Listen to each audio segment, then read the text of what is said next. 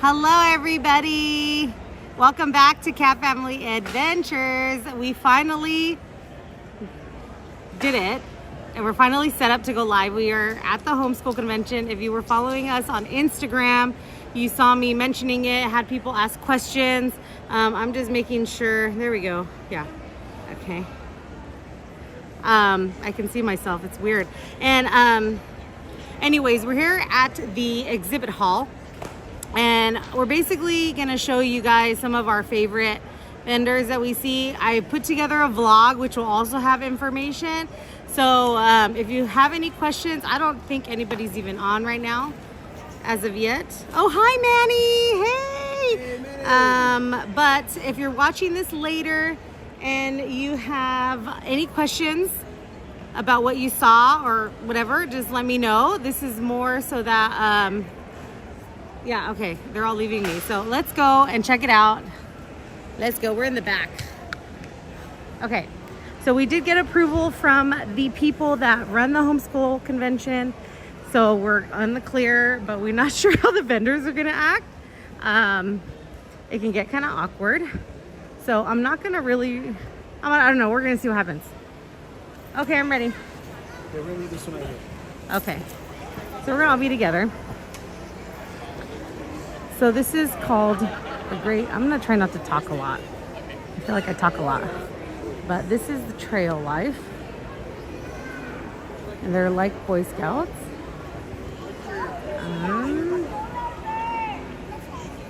So I'm gonna see what kind of stuff they have. You wanna go this way? What way should we go? On the edge. I have. Okay. Okay. So some of these exhibitors like this, they're selling different curriculums. So you can kind of see all the different ones at one time. But this is an adventure zone. I think I'm widescreen. I'm widescreen. Do you want me to keep it widescreen? All right. There we go. Okay, let's see. World language education. What is that? Specialized in Spanish and English language learning. Some of these I haven't seen yet. Okay, let's go. I don't know. So one thing I mentioned in the vlog is how there's these specialty vendors. So like this is End Zone Sports. So let's see. She taught first grade then too, Cameron. Let's see here. No, okay. Yeah. Which ones? This is in Orange County. And they're like sports programs. I know when she sees this, she got married, but I can't remember her name. Okay. Oh, this is fun. Pick each other up and go to like different hills.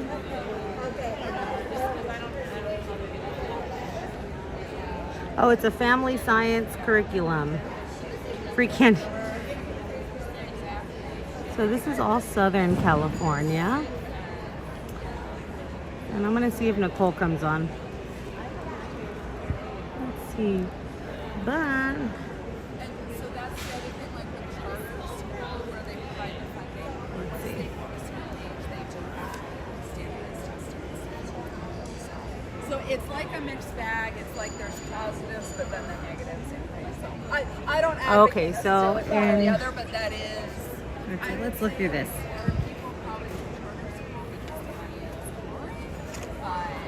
And for my kids, therapy needs, so our charter did provide speech therapy, which is worthwhile. But Cool. So this is a science program, and then you can go and take it around Southern California. And it gives you different things. Oh, how fun. Oh, this is so fun. Okay, I'm gonna grab information on this. I haven't been to this booth yet. Let's see. So basically, it's a science curriculum about Southern California and nature. That's fun. How fun. Okay, let's go over here. Oh, look, and they have a sky one. It's a new unit.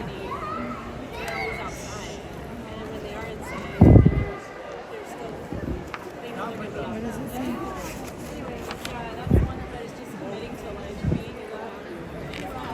All right, let's keep going. Oh, garden activity and classes, sprout and blossom. I don't want to go if there's people there.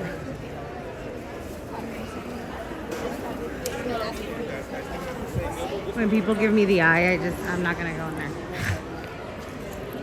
Okay, so this is puppy raisers. They need volunteers. So, if you want to raise puppy for a guide dog, text puppy to 51555.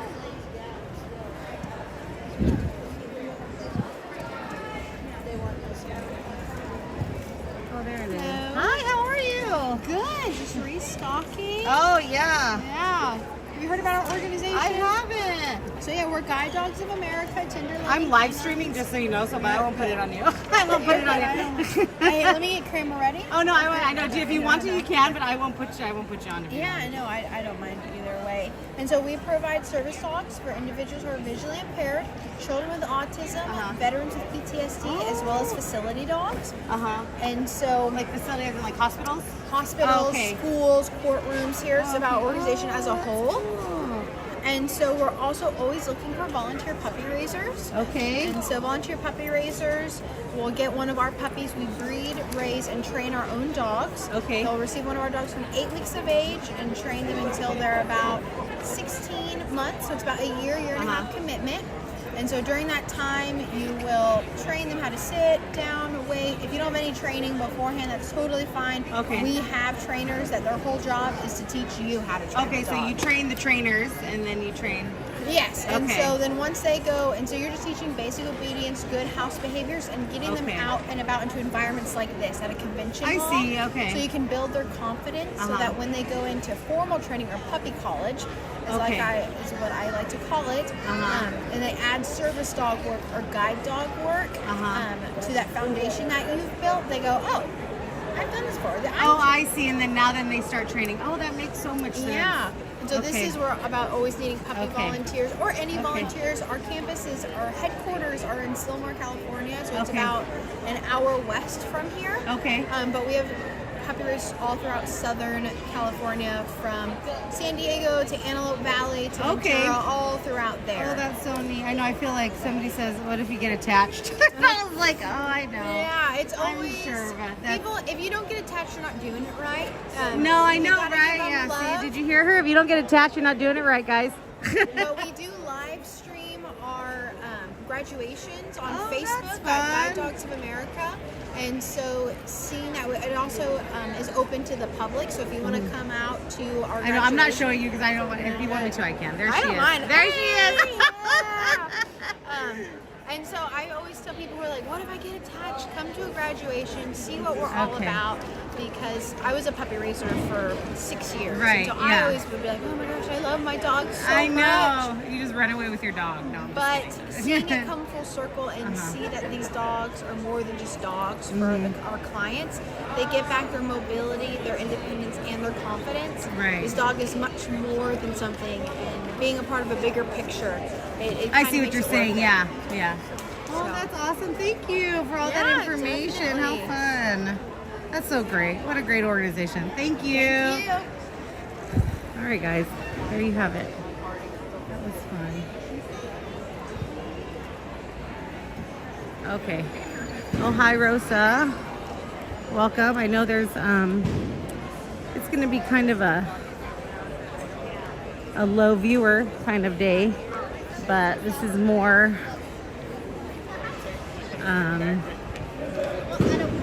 You know, if you want to rewatch it. I'm trying to find my family. I lost them. I think they're still at this booth.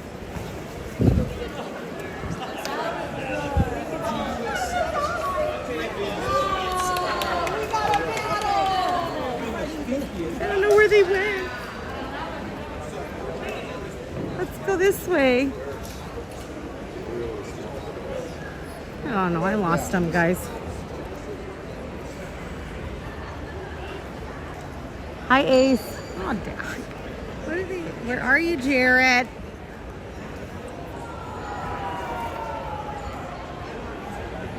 Let me text him.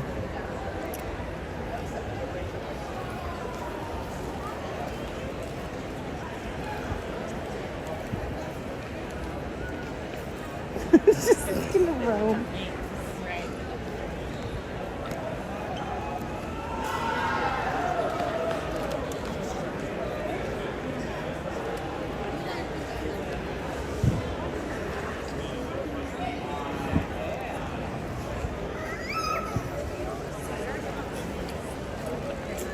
Well, this is frustrating. Hold on one second. Let me find Jared.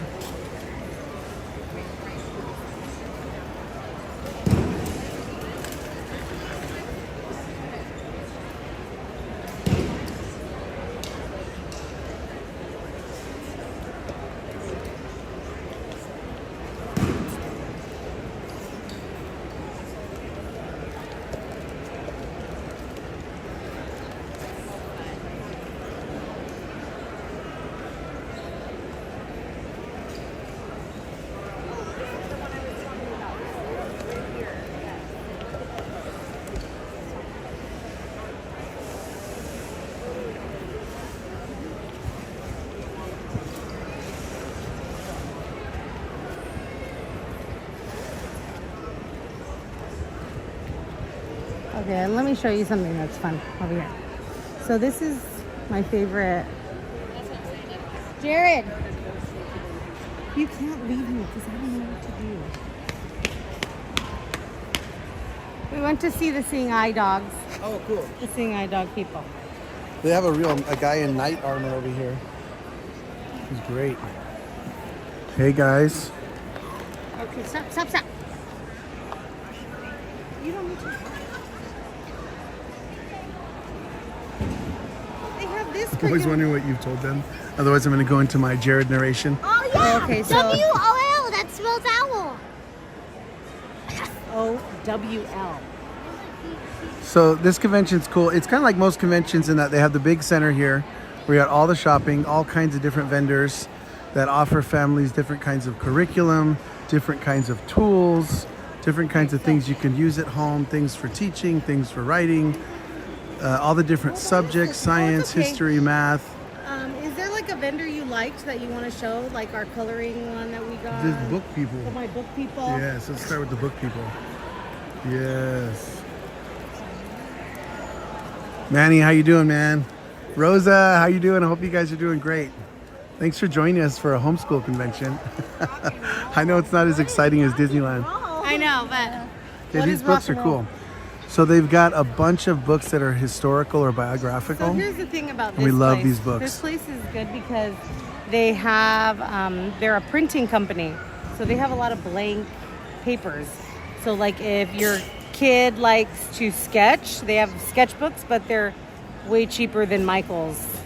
And they have like for writing practice, they have paper already printed, but it's like good paper, not cheap paper from Dollar Tree. Anyways, we always come and get lots of supplies here. Yeah, these are called the Who/What series books. Who is who? So they've got so many great things. So we just got who did we get? We got Who is George Lucas and who else? We got.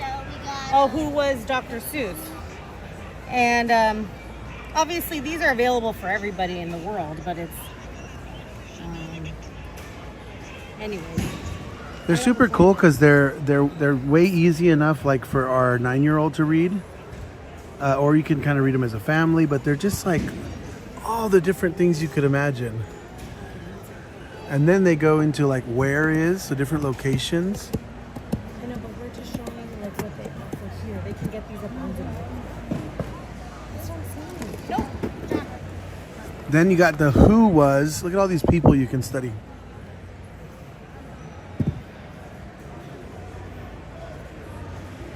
Jared, you wanted who? Who was Jim Henson, right? Yeah, Manny, I saw that one too about the Looney Tunes. It's great.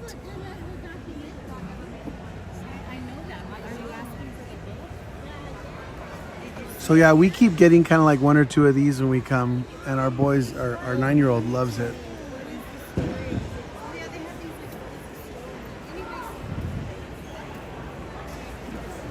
They have, I want to show them what I was Okay. talking about. So this is already made, but over here.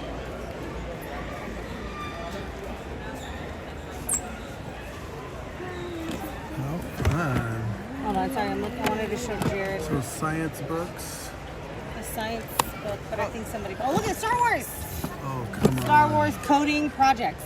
So they have a lot of books that are discounted. So like the retail is $16.99 and you get it for $14.45. Oh, that's sweet. And so, oh, this is the book I want to get Jared for anatomy. My body is amazing, and it goes through all of the. What's coding projects? So this would count for science. You see what I'm saying? And it's only This is- $11.25. Love it. Look at this kit right here. You can build these awesome structures. I remember they used to have a store in the mall called Imagineering. Was it? Not Imagineering. The Imaginarium. I got dizzy. Oh. So this is why I like this place because of these things. And then these are like they're empty and they're only $3.50. You see what I mean? Watch out, buddy. And they have these are called bear books, meaning they're empty. I mean, these have been touched throughout the entire convention, but Oh, so some were smudged. yeah, and then they Oh, I have, see. You can color the front cover. right, they ran out Love of, it. I'll show you guys what I got. Stop that, please. Because he's gonna mess them up. But they had books that were, I know it's because I'm busy. Right. I'm gonna walk away. 'Cause they're good.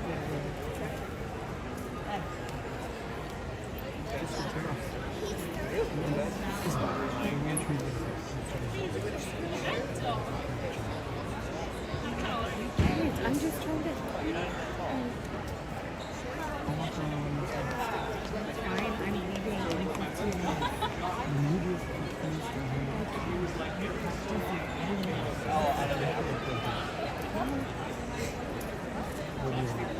Just go.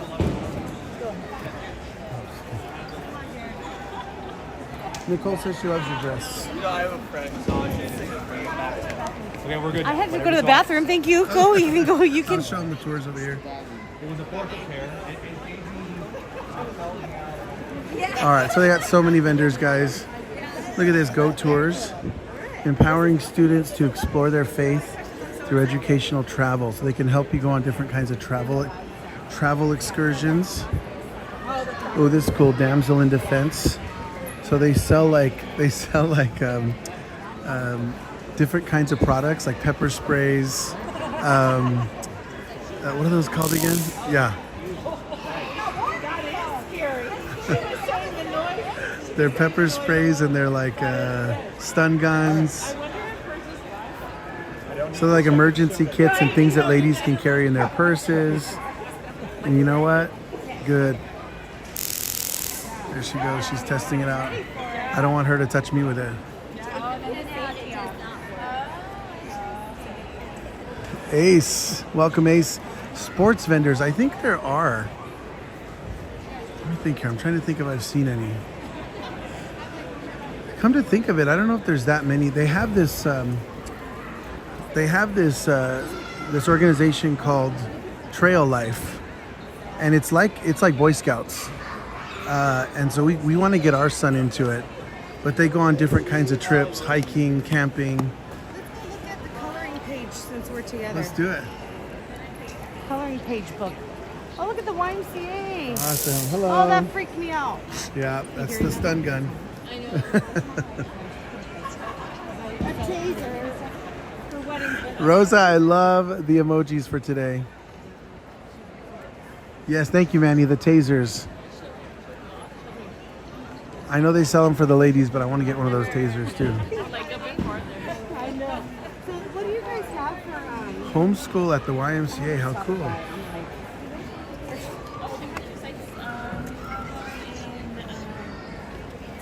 Oh, cool. Look at so the YMCA assists you with homeschooling, engaging classes, family field trips, community events, 10% off a drone class. I want to take a drone class. It's great. So yeah, Ace, this could be considered sports or like activities. Look at that. So I think it's interesting how like you don't realize that a lot of the organizations we already know about, they actually help out with homeschooling, which is super cool. And yeah, we've had passes for the YMCA before. Isn't that cool? Oh, look at they can make comic books. Oh, They're like taught like so everything, like how to make a fun. story and everything, and it's actually published and everything. That's awesome. Yeah. And is it like classes they could take? Yes, it's a That's class you amazing. can take. Do they have to have prerequisites in any way? I'm not sure. I don't think so. Okay, I'm just like, Yeah. you know, because they're all go so, ahead. so different. Smart man. Oh, I like that. How fun. Look at they have it. In Here's the swag, Fullerton. guys. Oh, I am. Go ahead. No, it's okay. They have it in Fullerton. Perfect. Yeah, culinary kids. We were just saying that. Look we at wanted that to- cooking it's class so for fun. kids, We were telling you comic that we book wanted to writing teach for them how to kids, cook, 'cause then we'd eat as- math, Lego. Right? Awesome.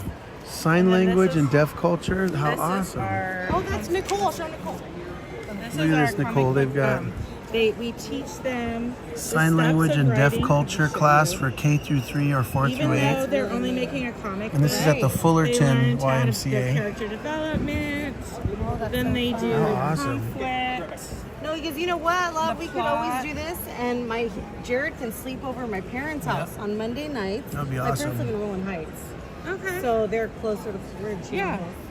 But That'd be great. then they could just take them for. How about field trips? Look at that. Where do you And, guys go for field trips? Different places. We do we're gonna do medieval times coming up. Oh yes, oh, we love medieval. Ah. Love medieval. Oh my gosh, we'll fill this out and put in not only We're signing up, Fullerton, but guys. say that you We're wanna signing do the field trip. email Okay, list. So that okay. I'll specifically get an Okay, email. yeah, That would be thank awesome. you. Because we love the YMCA. We didn't know you guys do this kind of stuff. in Yeah. homeschool. So, That's our cool. Fullerton location is not at the gym. Okay. It's Okay. at a community center that we Oh, rent. yeah. Okay. Awesome. Yeah. Yeah. But it's cool there because they actually have a kitchen. Whereas I'm doing it out of Mission Viejo. I'm like, I don't even have a sink when I'm doing that. And we're really cooking. Like, we're cooking real things. We're cracking eggs. Oh, that's we're- awesome. And like, I was asking her, are there any like prerequisites, like anything they should know?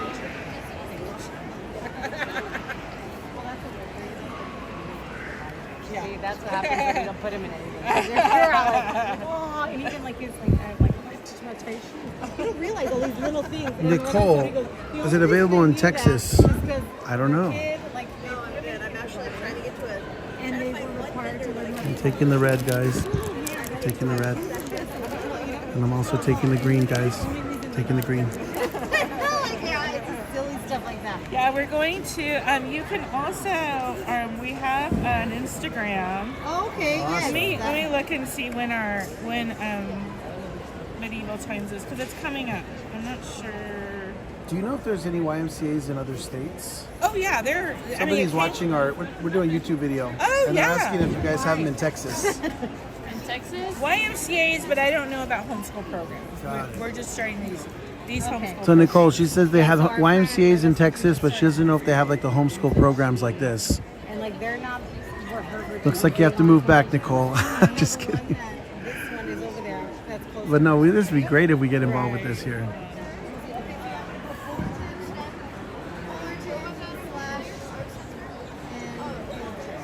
Let me show you. I know we just posted. I see, look at that. Curriculum-based learning, academic and enrichment electives, PE electives. So yeah, they totally do physical activity for the kids. Swimming, study hall, lunch and social hour, community, friendships, experience, YMCA teachers, and so much more. That's cool. I'm just saying. It's YMCA. Memoria Press, Classical Christian Education. So it looks like they have different resources for teaching different subjects: grammar, composition, logic, Latin, Greek. I don't think we've done that one. So there's different companies that make different curriculums. And as homeschool, you can choose whatever curriculum you want. So usually these bigger companies will have they'll have the whole thing. So we did, when little Jared was younger, when he started, we did the curriculum from a company called My Father's World. And so the entire curriculum was there, and we just kind of followed the direction for all the subjects on a daily basis. But now that he's getting older, we can pick and choose. So we might get the math from a company called Abeka, and we might get the language arts and the history from My Father's World, and then we might get the science from another company. So what's cool is you can kind of mix and match the different subjects that you like. You can come over here and check out all their different materials and their different textbooks, and then you can kind of choose that way. So there's just so many options and ways you can do it when you homeschool that you don't have to go with a particular specific company or something like that. So Nicole, you are welcome. Sorry that she said, you could probably look into it. I don't know if you guys have a YMCA close to you guys there in Georgetown. But maybe that would be sweet. Yeah, we totally didn't know though that the YMCA around here helps with homeschool. That would be awesome. My daughter has social anxiety, but she's very much a daredevil. See, then they have other vendors, guys, like this, where it's stuff for your home, leaf filter, gutter protection. So what's cool is it's not just vendors that are just having to do with the education, but things that have to do with your home life, your family life. There's a company over there called MediShare. MediShare is an alternative to healthcare, where it still covers the healthcare, at least in California, how there's a mandate where you have to have healthcare, where it covers that, but it's a different vibe where you pay into a system where members are basically sharing the bills of one another. So it's like a co-op system of healthcare. And I think you get to go kind of wherever you want, and then everybody's sort of helping pay everybody's bills. So we don't have that, but anyway, they have vendors like that here. But what we usually see is our friends and whatnot that are from homeschool, including Isabel. She'll come out to this every year and check out the different curriculums. Thank you guys so much. And she'll be kind of doing the thing where she's picking and choosing what she wants to teach Jared for next year. Then they'll have companies that have these little one-off sets where it's a particular little science set that you can add to your thing. Look at this guy. Looks like we have a Velociraptor, guys. I love it. The Creation Science Club, how fun. So Isabel's gonna get ready to go to a workshop. You want to take this in there? No, you can walk. I can take him. He's just watching. Okay. And Jared, if you want to just walk with him. This is we have their boxes. Oh, sweet.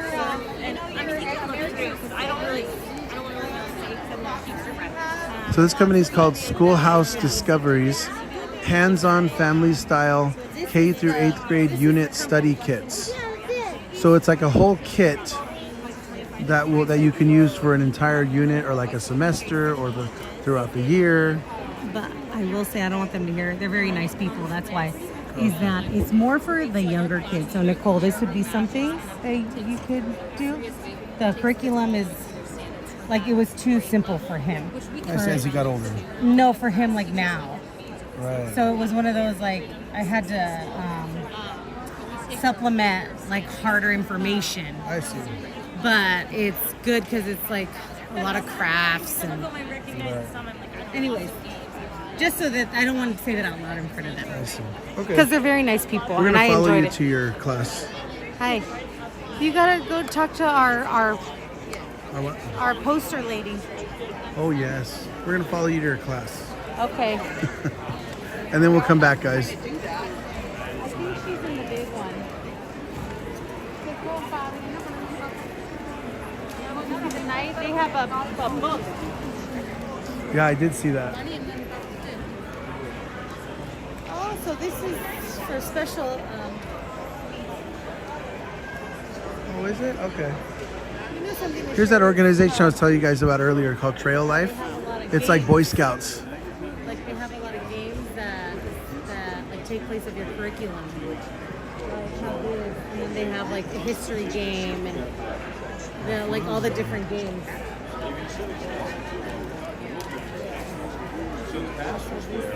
I have to tell you for us.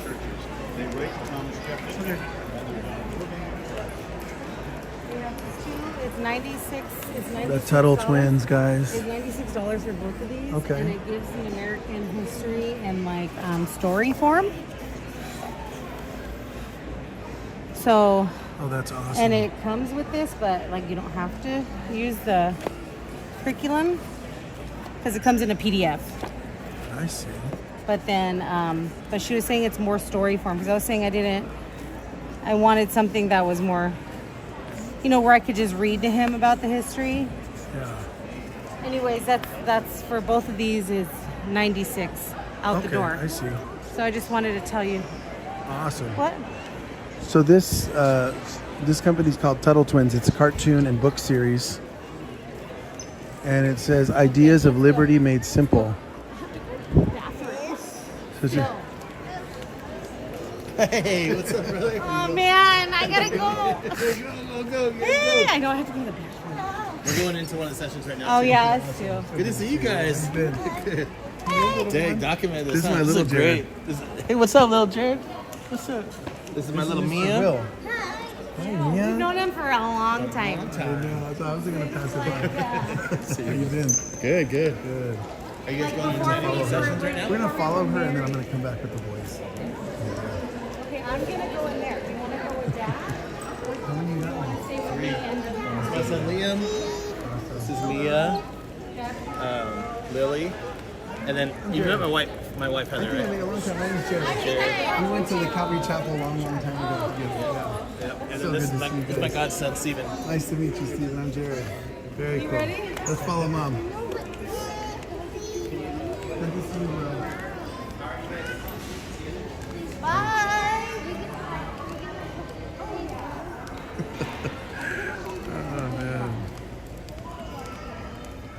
So this is the Ontario Convention Center, guys, the main halls.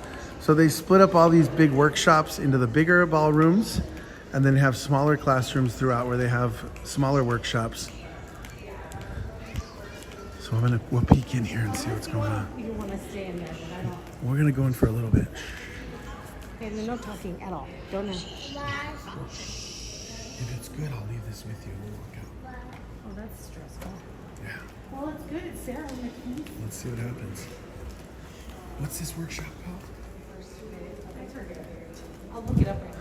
So the speaker in this one, guys, her name is Sarah McKenzie. She's a great speaker for homeschoolers, for homeschool parents. Oh, how to be pleasant. No, Ooh, really. how to be more pleasant. I think we could all use that. Yeah, awkward.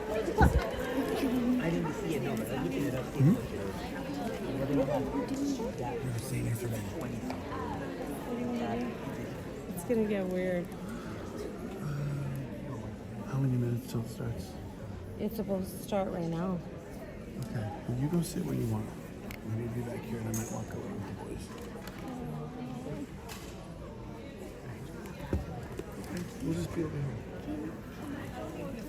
Oh, that's true. No, we'll be right here. Chill. What's that? Not yet, buddy.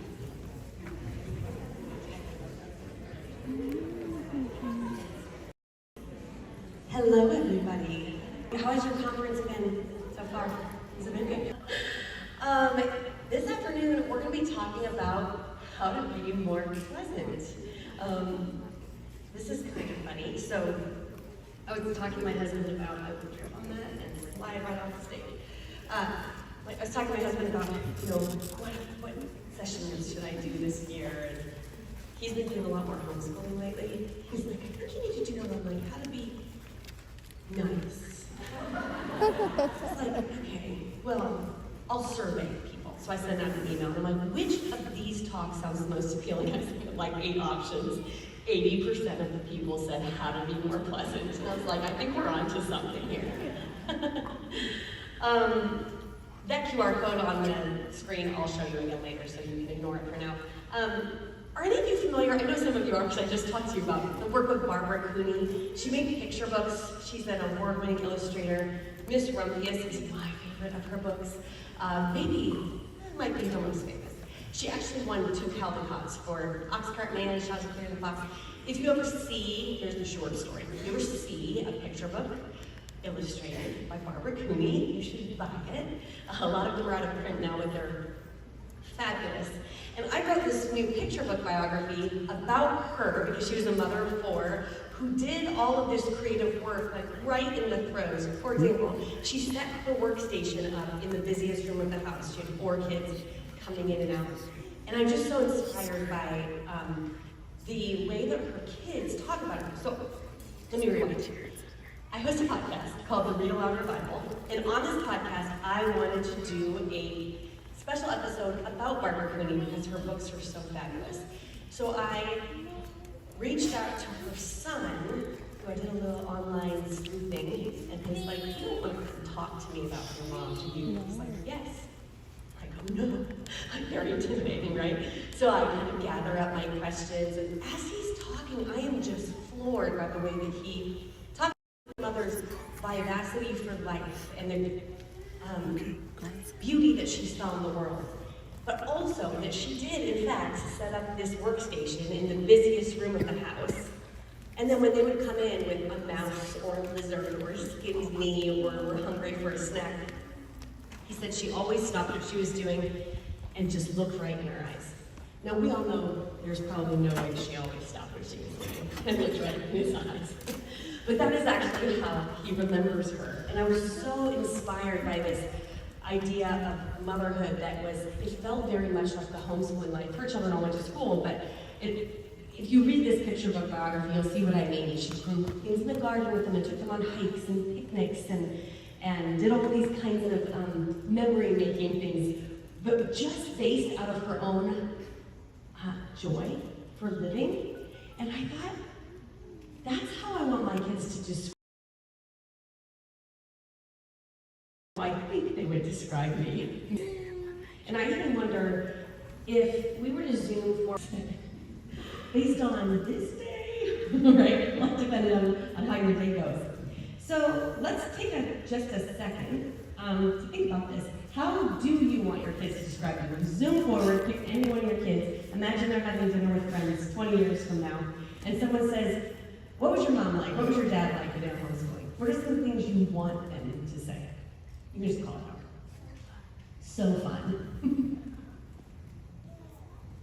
What else? Joyful, happy, loving, interested in them. Wow, I mean that is like, probably most kids wouldn't say that about their parents these days, I would bet, right? What else? Patient, safe, inspirational, adventurous.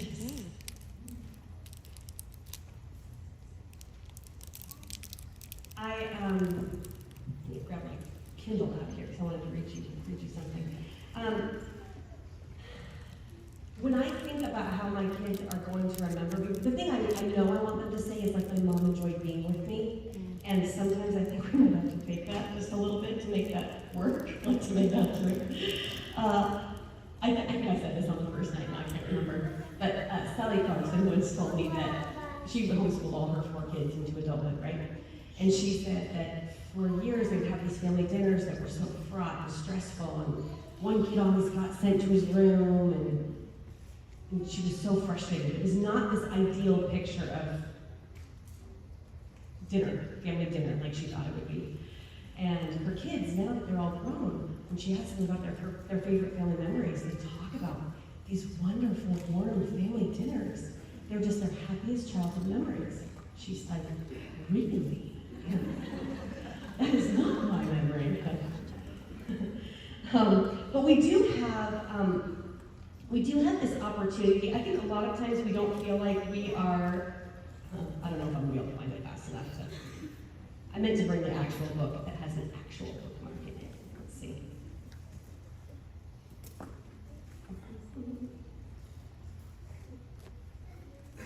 No, it's all right. Oh no, that was it. Okay. Yay.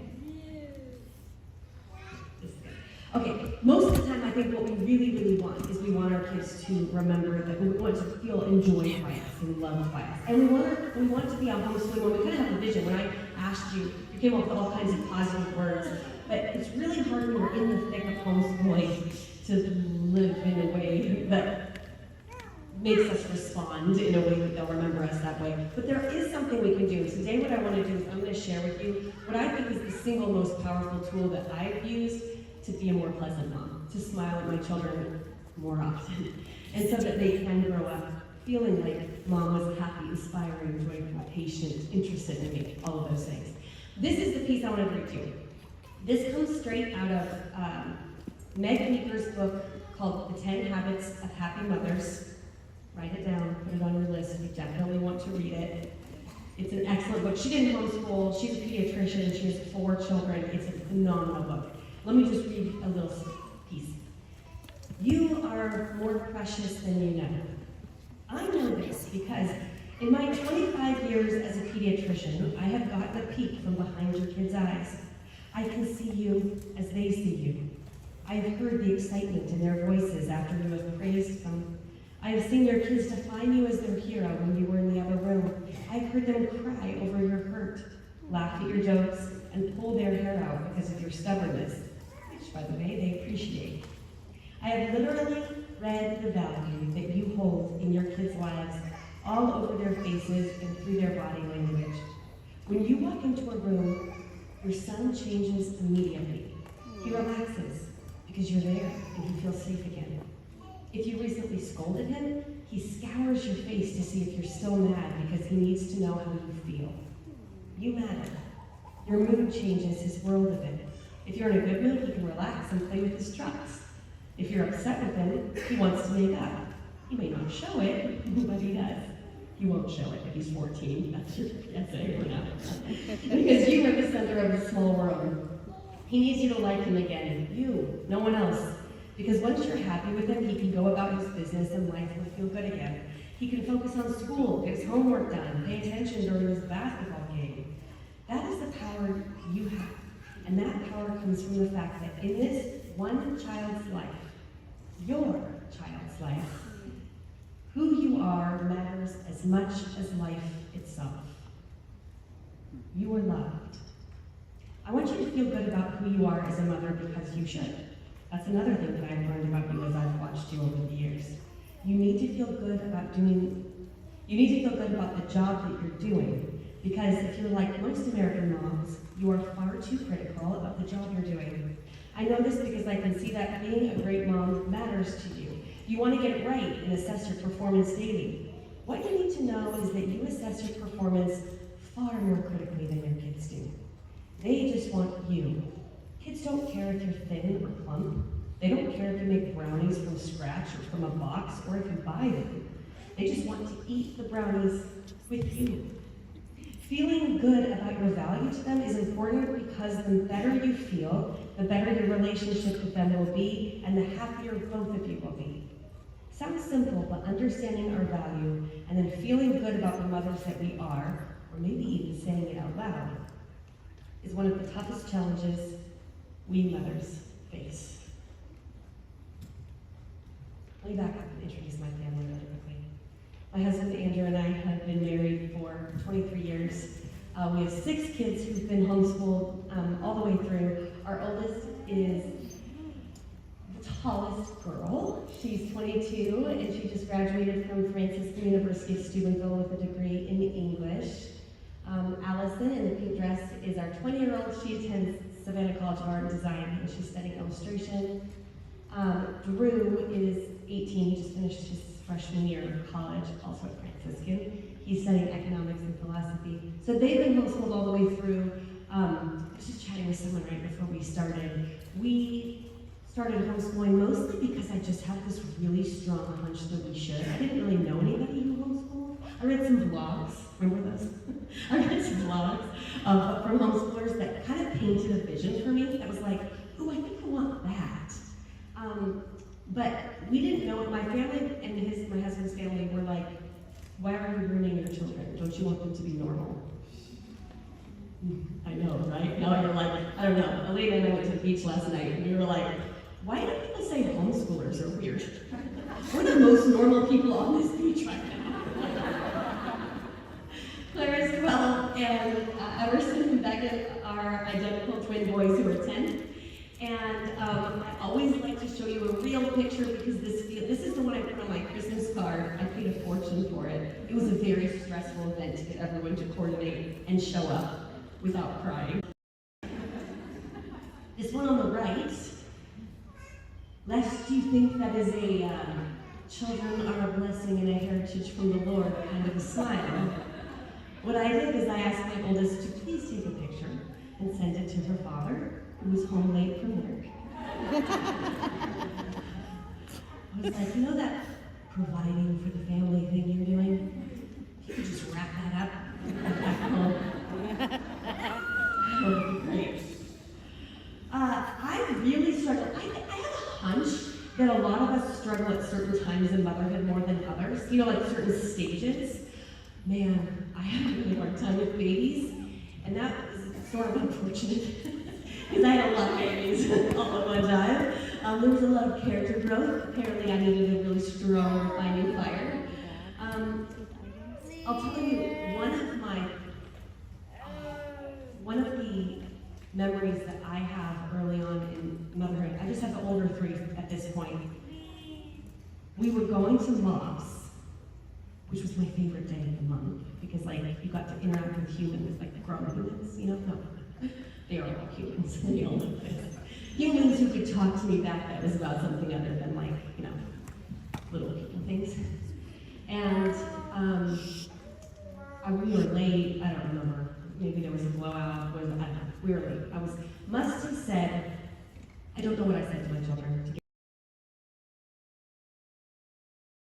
Because we're on our way in the car, and it's quiet in the back. The kids must have been like 5, 3, and 1. Something like that. And Audrey, my oldest, says, Mom, you know how you always say children are gifts from God? Yes. Do you want those gifts? No, can you feel it? I can feel it in my body. I can feel it right now, like the sucker punch of it. I remember her voice exactly. I remember the road I was on. I remember the way the light was slanting in. And I remember thinking, I think I'm getting this wrong. My 5-year-old just asked me if I wanted her. You expect this something, okay, after we have more kids, all gifts from God. I met Bed Bath and Beyond with them all. I don't know why. That was the first mistake, right? I don't know what I was thinking. And the clerk, the girl working the desk must have been like 17 or something. And I like walk up. We got like our stroller that has 100 babies in it, and we're walking up. She's like, oh my gosh, are these kids all yours? I'm like, yeah. I was kind of like, yeah, like, you know, I did that. Like this, you got to take that when you can, right? And she was like, did you want all of them?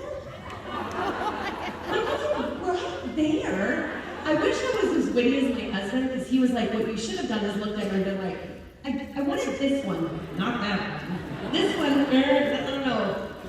What kind of question is that? I'll tell you though, I can remember that day in the minivan when Audrey said, do you still want these gifts? Because it was like a watershed moment for me, where I realized I get to choose the kind of mom that you remember. There's a lot of things that are outside of our control. One of the things that is inside of our control is how we look at, talk to, and interact with our kids. It's hard, but it is the one thing that's in our control. And I realized if I want my child to grow up knowing that I loved being with her, I've got to change something. Something has to change here. I am 100% convinced, without a shadow of a doubt, that the most important, the key to a successful homeschool is a peaceful, content mother or father. My husband does a lot of homeschooling. He always feels left out when I give this talk. The key to success, because if we are peaceful and happy and joyful, then our kids feel loved and safe and seen, and they know that they're a part of that source of joy. And I think that is a gift no teacher could give our kids. Actually, our kids could have any teacher, but they only get one mom. So we have this really unique opportunity. They might not remember all the things that we learned. They won't remember all the things that we learned, right? I spent so much time memorizing this one history timeline when my oldest ones were little, and I like lived and died by this thing. Right? So some things they can remember and recite really well. They've got like that whole chip the glasses and crack the plates thing down from The Hobbit still, so I don't know why some things stick and some don't. But they might not remember all the different things we teach them, but they definitely remember the way we made them feel. And the good news is, you set the tone in your homeschool. And also the bad news is, you set the tone in your homeschool, right? I always like to think it's useful for us to imagine ourselves as a thermostat and not a thermometer. Because a thermostat is the thing that we set, right? Like you change the thermostat and it changes the temperature of the room. So we blast the air in here so that it's nice and cool. I know some of you are cold, but for me, I'm like, thank you, because I'm just dying up here the other day.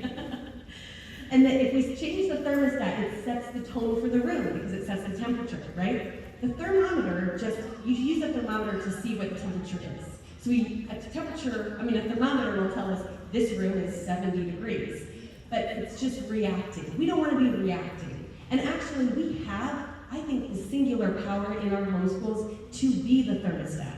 Have you ever noticed that? Have your kids ever had a better homeschool day than you did? Probably not. It's kind of weird, right? Like, I have this commitment in my house now to be obnoxiously cheerful. I don't think my family always appreciates it like they should. But it's because I know that if I'm in a bad mood, no one's mood is going to be better than mine. We're the thermostat. We're setting the thermostat. So what can we do? Because we're all now feeling really guilty, right? Because you're all thinking about like, oh yeah, that thing I said 3 days ago. Yeah, me too. I still remember one that happened 20 years ago. Well, maybe not. 18 years ago. And I can feel it in my body. I remember it so much, right? I want to share with you the most powerful tool I know for becoming a more pleasant mom. I've got some quick tips we're also going to get to as long as I don't ramble on too long. We're doing okay on time. But this tool is easily, I think, the most powerful way for you to become, you don't have to be obnoxiously cheerful, but to be more pleasant, be the thermostat, to be a little bit more able to retain, like be the thermostat in your home even when things go awry. First, I'm going to explain how your brain works, because I need to how our brains all work. And then I'm going to walk through this slowly. So don't stress, by the way, I'm going to run through these slides really fast, and it's going to sit up here for a while with all the dots filled in, so don't feel like, oh no, she changed it and I missed it, don't worry about it. Okay, so here, we need to understand the reason that we do things without fail, or why we do things. And without fail, the reason that we do things is because of the way we feel. Let me show you what I mean. And this is all based on cognitive behavior theory, but there's tons of books on this. I'm just going to give you like a summary. I think you're going to feel like, oh yeah, that is exactly what happens. Okay, so usually something happens, and then you have a thought, you feel a certain way, you act based on that feeling, you get a result, which causes more things to happen. Now, let me walk through that step by step with an actual example. So something happens. Usually this circumstance, the thing that happens in this pink bubble of something happens, is oftentimes outside of your control. And it never really happens on its own. So this might be, I don't know, Tuesday in your homeschool, and maybe you just got some bad news or like an overdue bill or something, right? And maybe you and your husband got in an argument before you left for work, so that's great. That bodes really well for your day, right? And a kid is, maybe you were up all night with a teething toddler and there's a toilet overflowing, and then one of your older kids comes to you and says, I lost my math book. Now, you don't have control over most of the things I just mentioned, right? Maybe something big even happened. Maybe your husband lost his job. Now, that's like a major stressor. We don't have control over a lot of the circumstances that happen. The teething toddler, the overflowing toilet, arguing with our husbands because we all do it, right? The math book gets lost. This is just the circumstance. This is just what happens.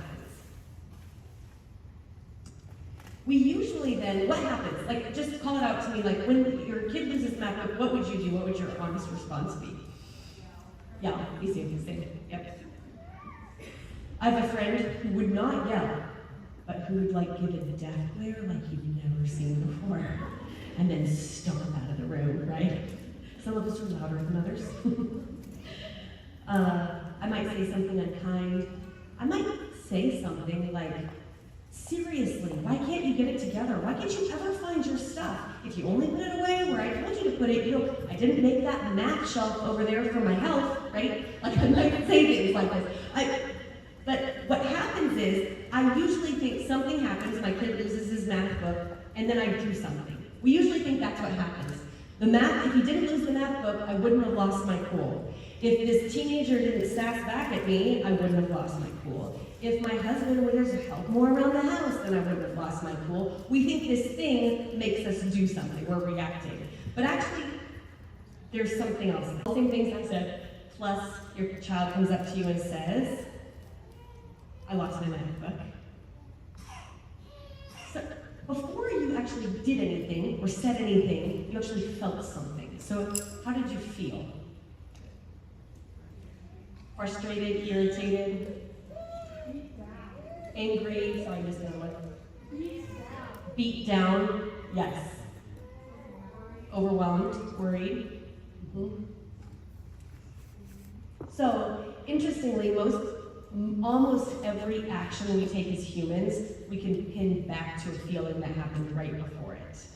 So, I mean, this is true for the good things we do and for the not so good things we do. So, there's always like a feeling that just precedes an action.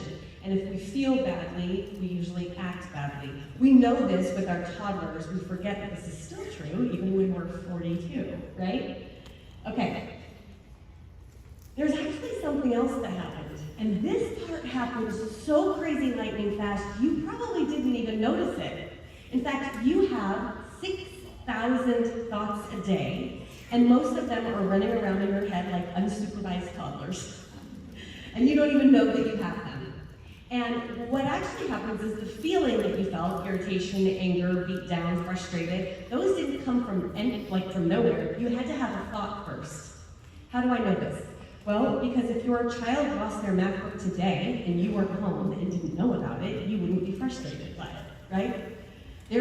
I know that when I'm at a grocery store and my toddler starts throwing a fit, I'm like angry, I'm embarrassed, I'm frustrated, like I hope nobody here knows me, right? Like I hope the cashier isn't here, right?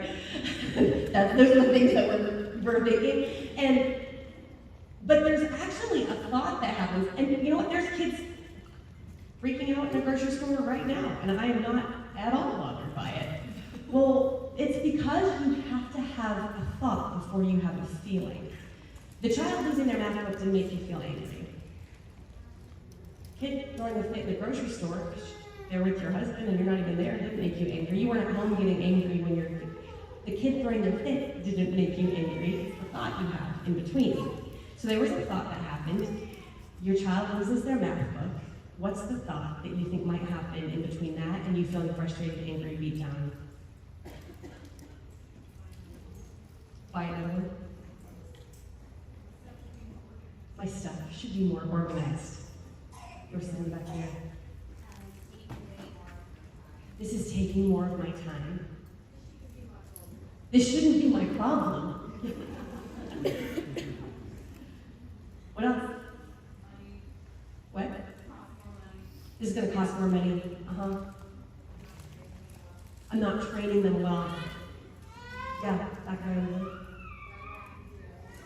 Why do I have to do everything myself? Yes.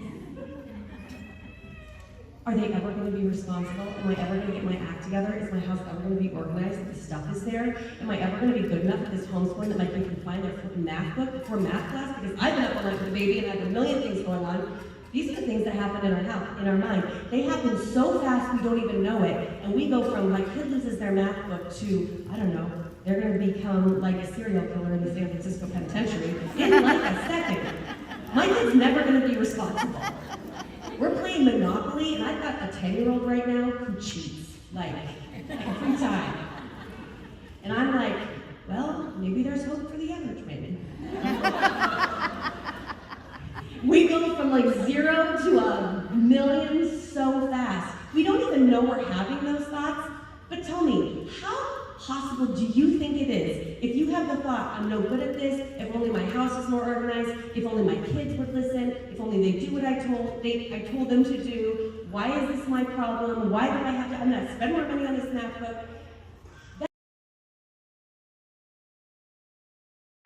To a feeling that's helpful toward making you act better, right?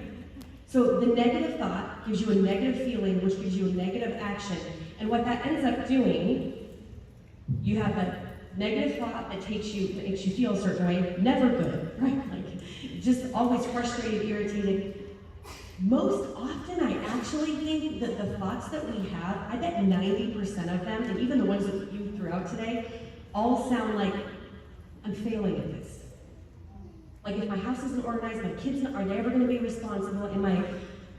That they are all centered around me being terrified that I'm failing at this most important job of my life, right? So then I feel a certain way, and then when I feel a certain way, I act on that feeling. Probably not my best parenting moment is going to come from this, right?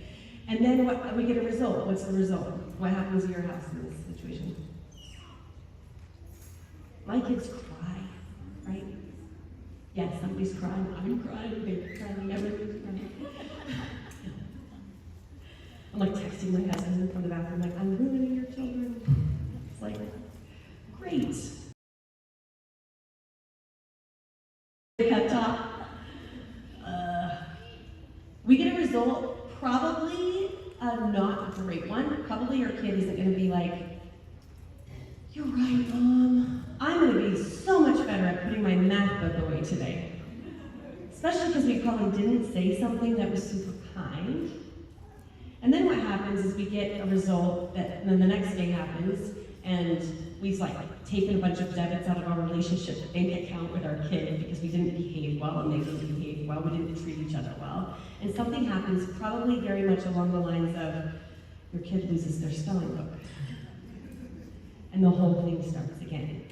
And the whole cycle happens again, and it's a whole fresh opportunity for us to feel like, why am I failing at this? And there is no possible way for us to be the pleasant, cheerful, patient, kind, inspiring moms who enjoy being with their kids in this situation.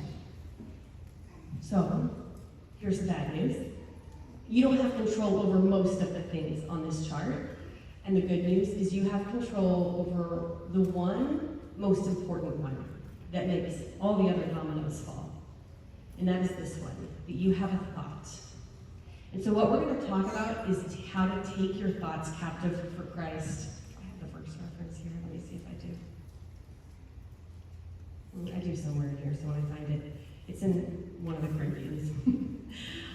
The verse of, we're taking our thoughts captive to Christ and making them obedient. Listen, if you're having a thought that's, I'm a failure, why can't they, why can't I, this isn't my job, when are we ever going to be able to, these kids are going to be failures. Are those thoughts from God?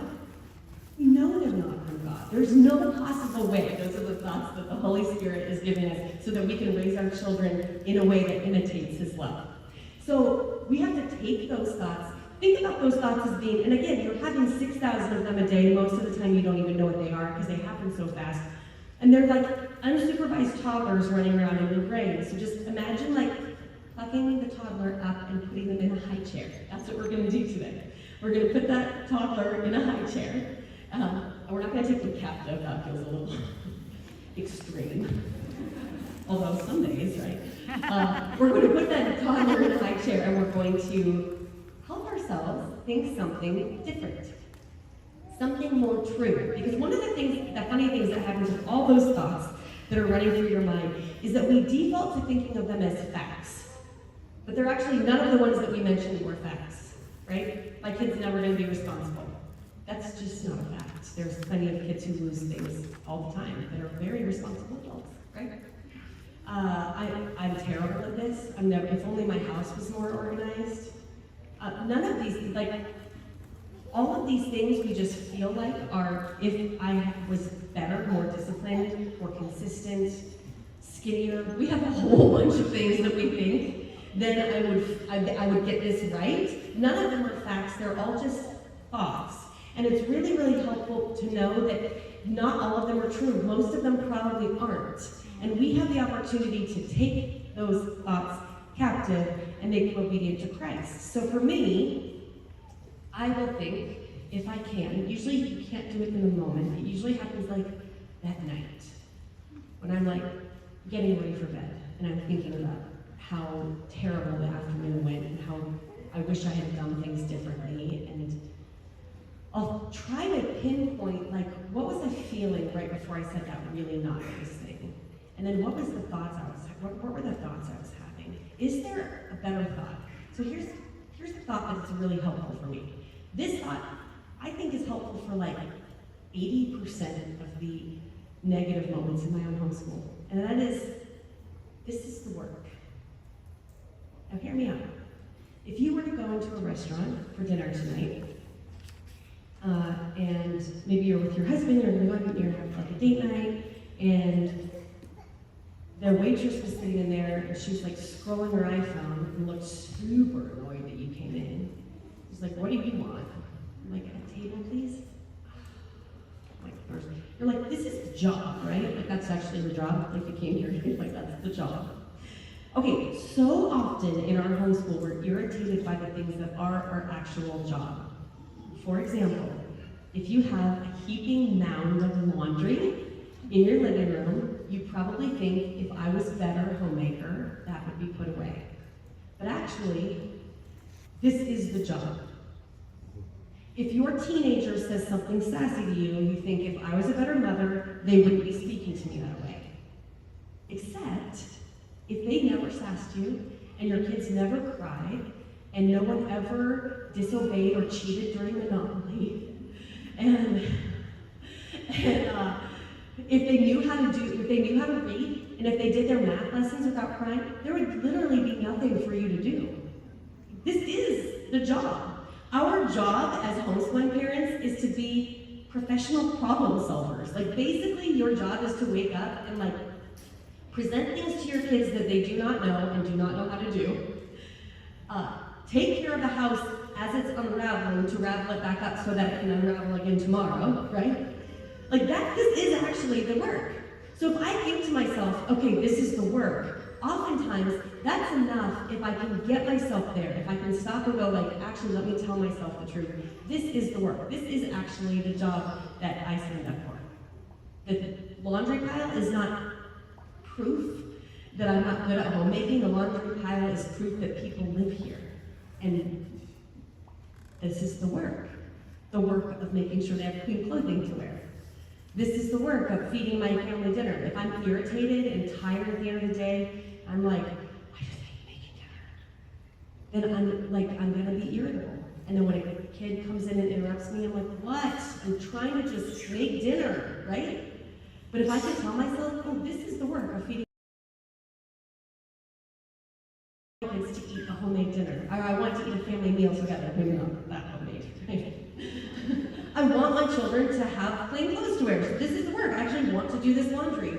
I want to do this spelling lesson with my kids. I want my kids to be confident spellers someday. I don't love this part, but I really want this. This argument I'm having with my husband, I want this too.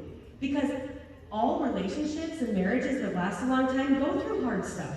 So I want to go through the hard stuff with him. So because I want this marriage, I want these kids, I want this life, and this is the work. Now, if I can remind myself of that thought, something else happens. So let's just rewind again.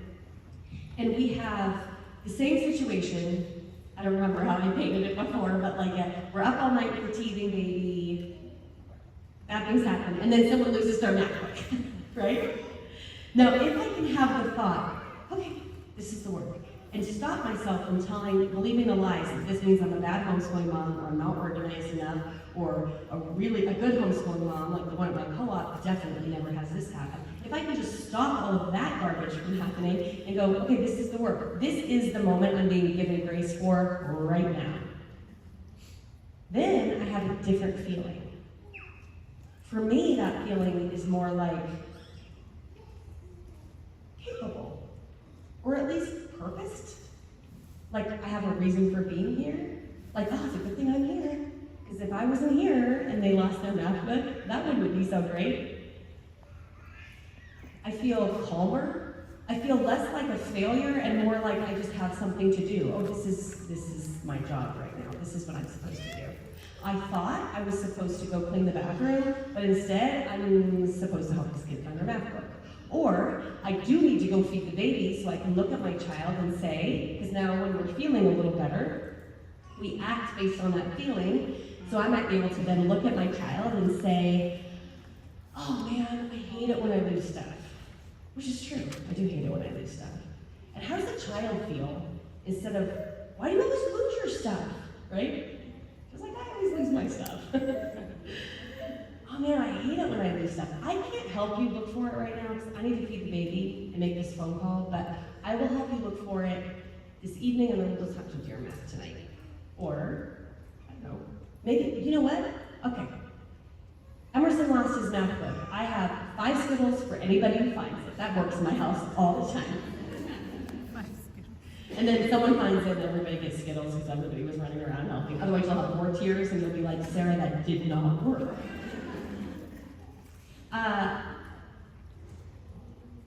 I can act better if I feel better. I can probably even smile at my child sometimes. I mean, let's not push this too far, right? But I definitely can keep myself from saying something unkind or rude or something I'm going to regret later.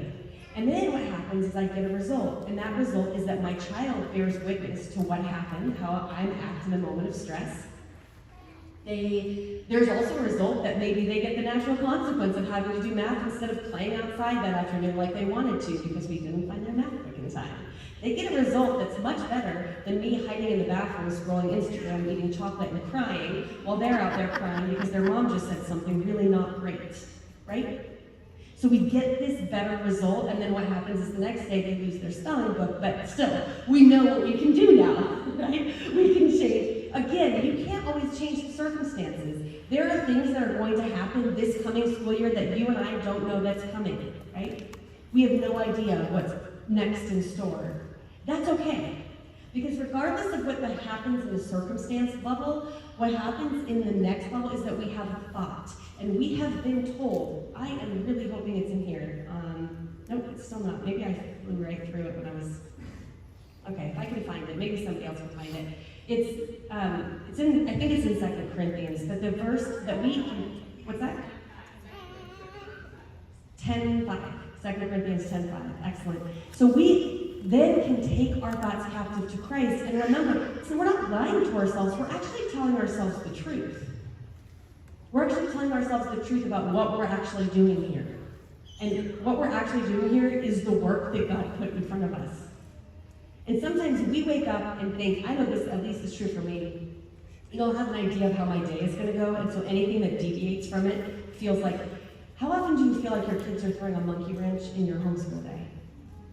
Same, but isn't that weird? Like the whole homeschool day is with children. Like, if it wasn't for, homeschooling would be easier without children, that is true. But the whole reason we're here is for the children, so it's kind of funny, right? C.S. Lewis has this quote, and I don't know it off the top of my head, it's word for word, but it's basically, there's no such thing as an interruption. You're only interrupted from what you thought you were going to get to do. But God already knew what your day was going to look like, right?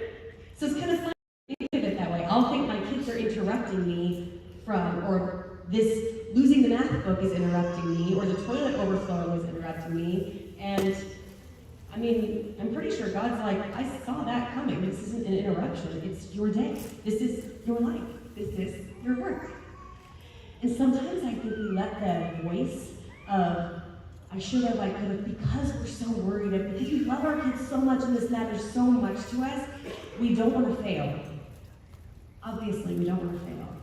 We don't want to fail our kids. We don't want to fail at this thing.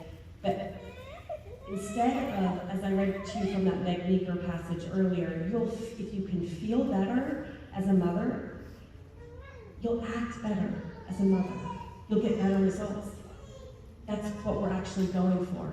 And if we really stop to back up to say, how do I think that telling myself I'm failing at homeschooling, or that I'm not being enough, or if only I was, fill in the blank, if only we had a bigger budget, if only I had the right curriculum, if only I was more disciplined, if only I was more consistent, if only I was nice, like that one lady at our homeschool club was always nice to her children, if only, I shouldn't be telling this story, but I just remembered it right now. We had just joined our homeschool club that we're in now. My twins at the time were probably 4, 3, I don't know, and they were so naughty. And so I was in charge of like this group, I think there were 4, because I think it was the 4-year-old group. And I picked up one of my twins and I carried him out into the hallway and put him down probably a little more firmly than I should have. And I was like, if I hear you say that again, and one of the sweetest homeschooling moms of 11 comes waltzing behind me, and I immediately went, he's my kid. like, I would not speak this way to any of your children, but my kid. That's kind of weird, right?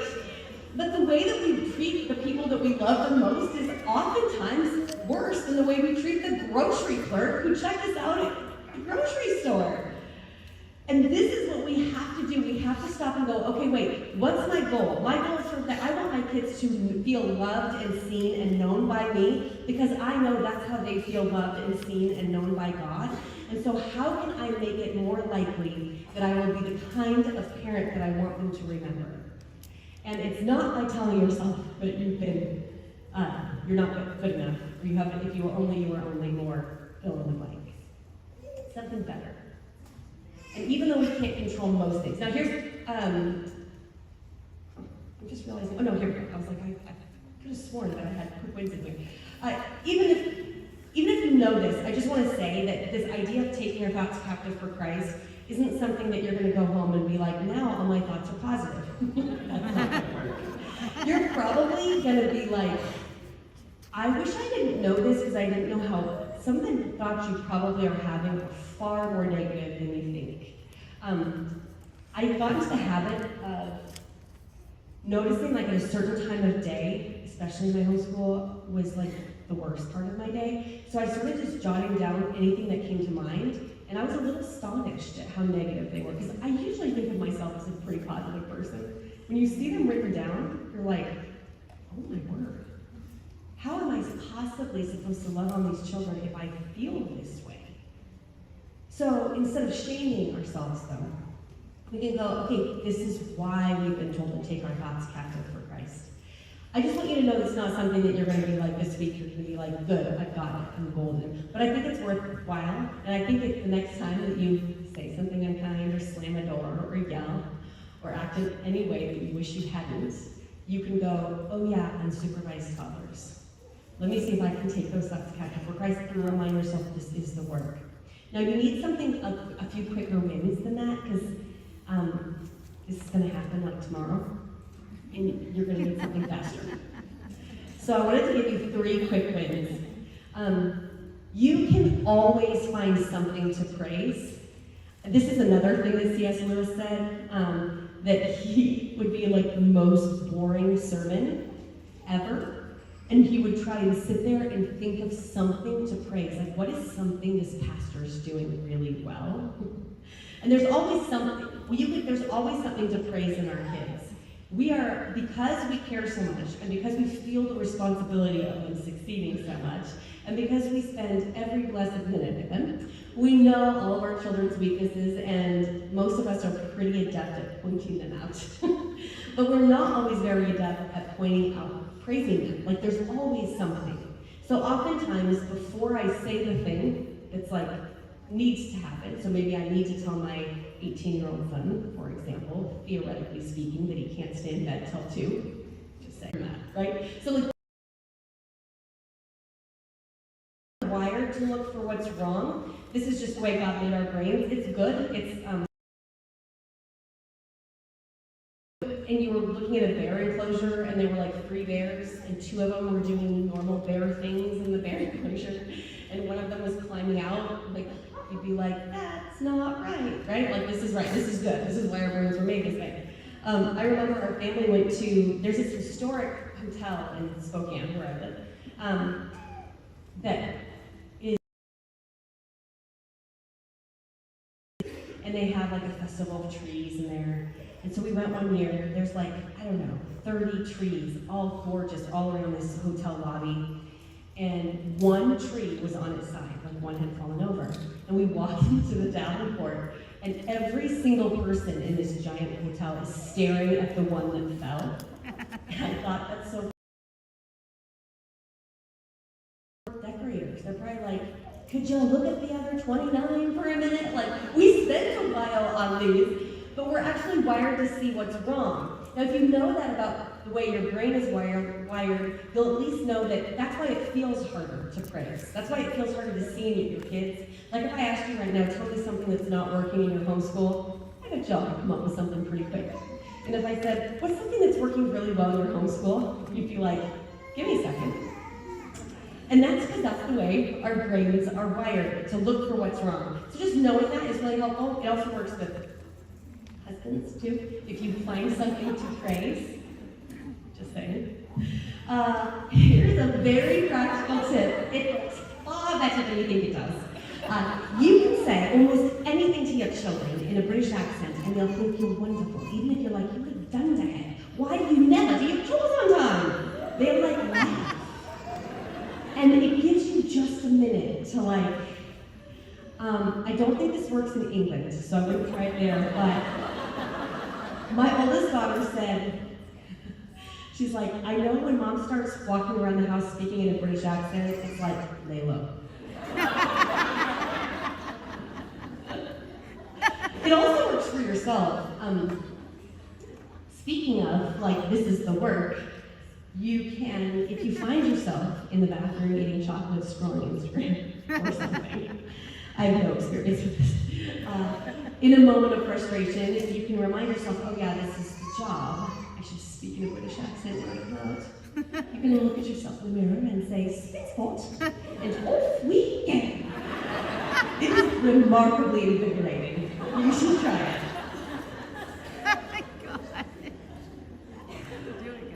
The last thing, and this is also a cue, my husband knows this one. Guys, I'm gonna do it. I don't hum that often.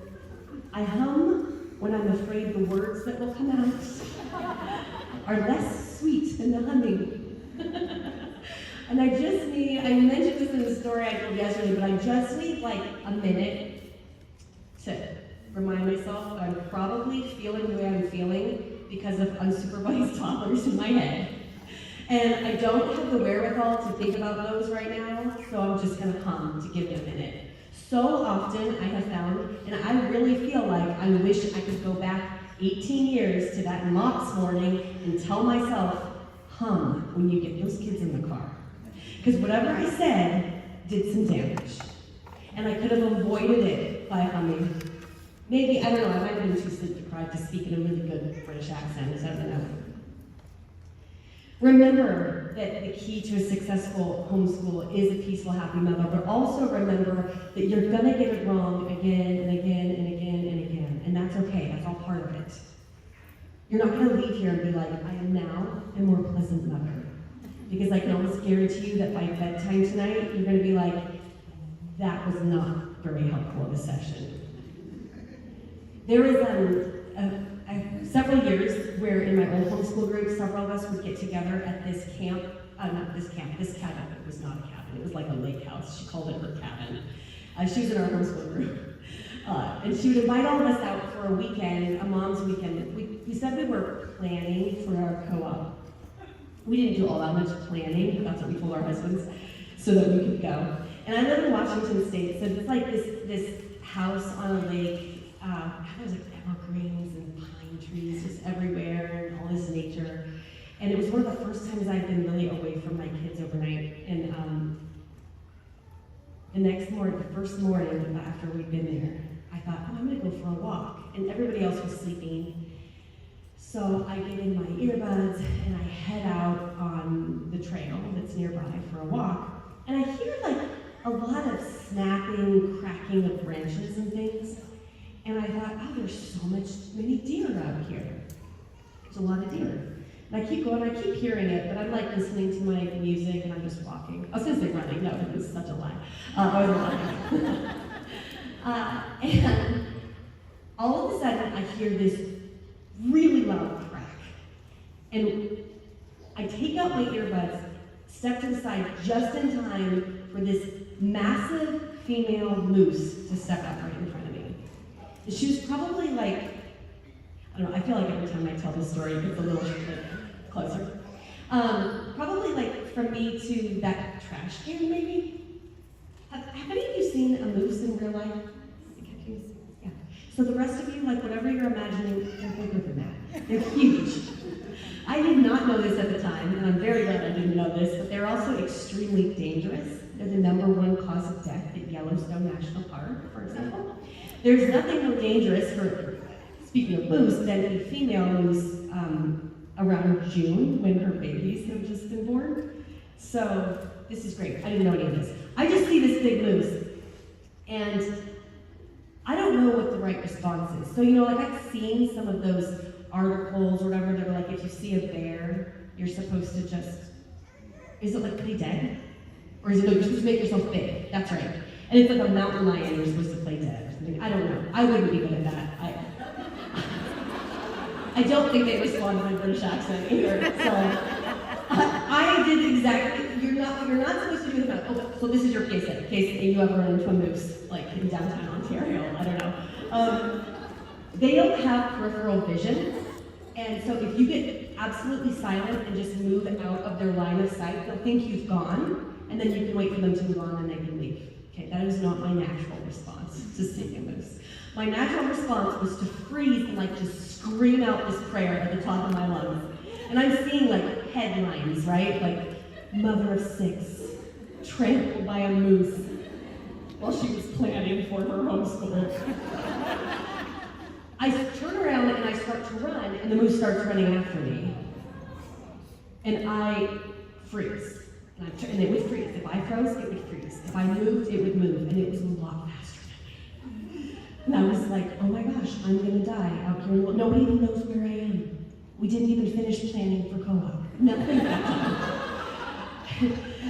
Anyway, I'm still screaming out. I don't know if the moose was like overwhelmed by my holiness or something, but I'm screaming out this prayer, just backing up slowly, till I get enough distance that I hightailed it out of there. Now, the only reason I'm telling you this is because if you were to ask a park ranger, say, what should you do if you see a moose? They would say exactly the opposite of what this lady did right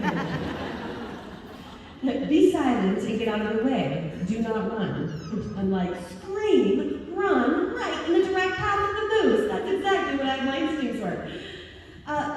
Here's the thing. Exactly like that, in your homeschool, in your home, not even just in your homeschool, just in your home, probably today, definitely tomorrow, and for sure within the next week, you're going to say something, do something, act in a way that you're like, dang it, this is not the kind of homeschool parent I want to be. And that's okay, because he loves to save us. This is what grace is for. This is the distinct, unique opportunity our kids get to see. How often do you think a teacher at a school has the opportunity to make as many mistakes with our children as we do, but who repents and says, I'm so sorry. Let's try that again. We have this unbelievable opportunity to, even in our worst moments, turn it around and say, you know what?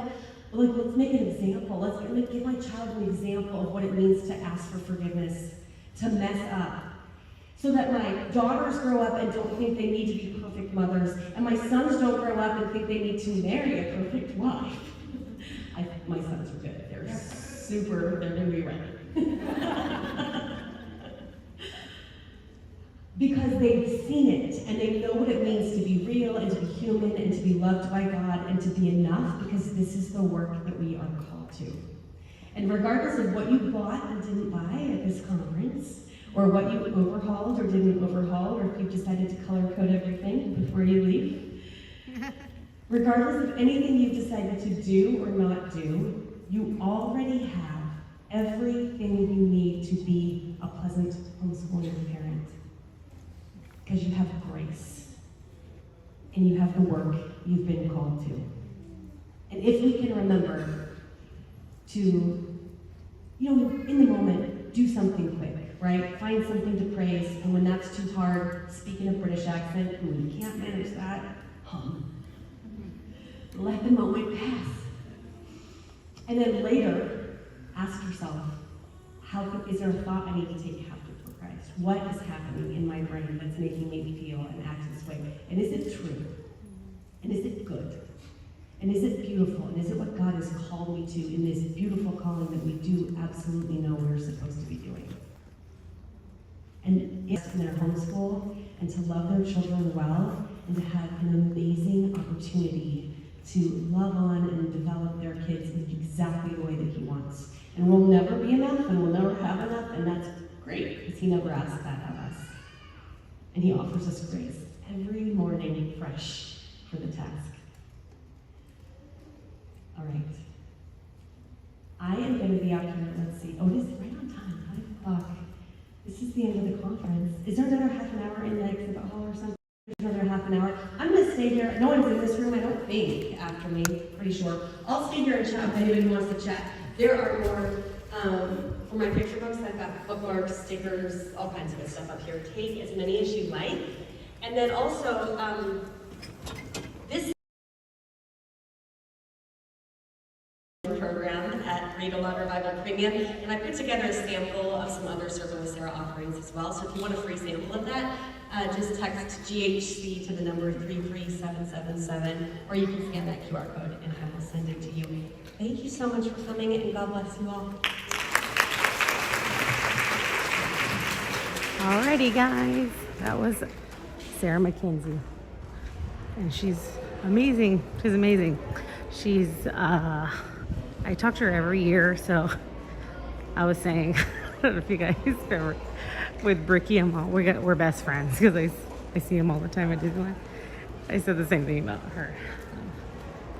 She's great, and every year I go to every single one of her workshops because she does it right. Okay, so now I gotta find my husband. I said he was waiting. He was going to be waiting for me inside, and he is not. Okay, we're going to go check out the hall for about 30-ish more minutes.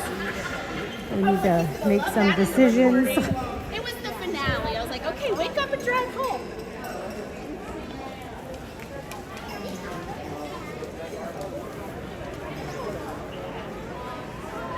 All right.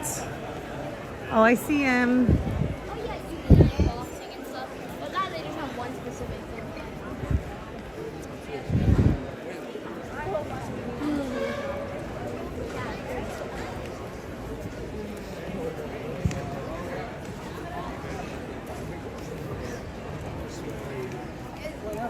Hello, everyone. Oh man. What you guys did you go talk to her? No, not yet. Let's go. Hope you guys like that workshop. Yeah, Sarah McKenzie, she's a great person. Isabel's met her and talked to her, and she's just got such a handle on raising kids and teaching kids and handling ourselves as parents and adults and people. So what a blessing she is.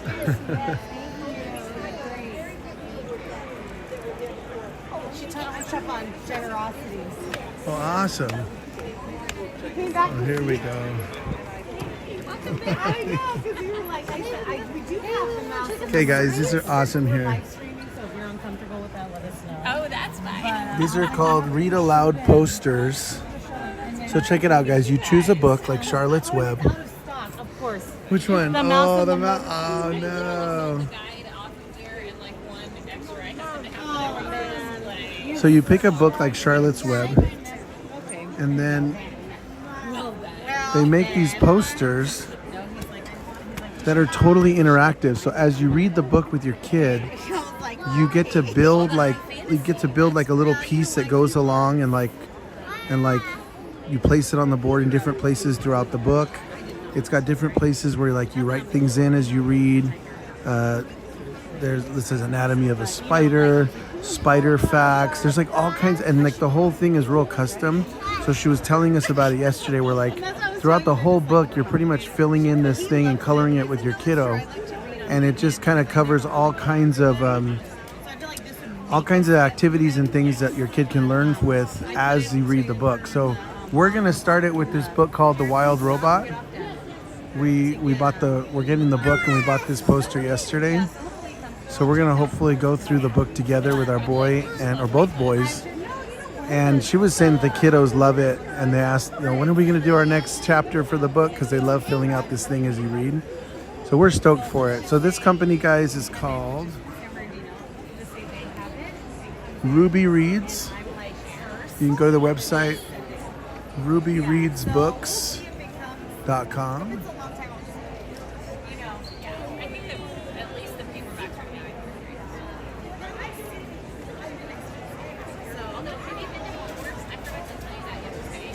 So yeah, we're pretty stoked to try this one here for The Wild Robot. And she told us they're coming out with a movie for the book this fall or this winter. So that'll be cool to read the book, to fill this thing out.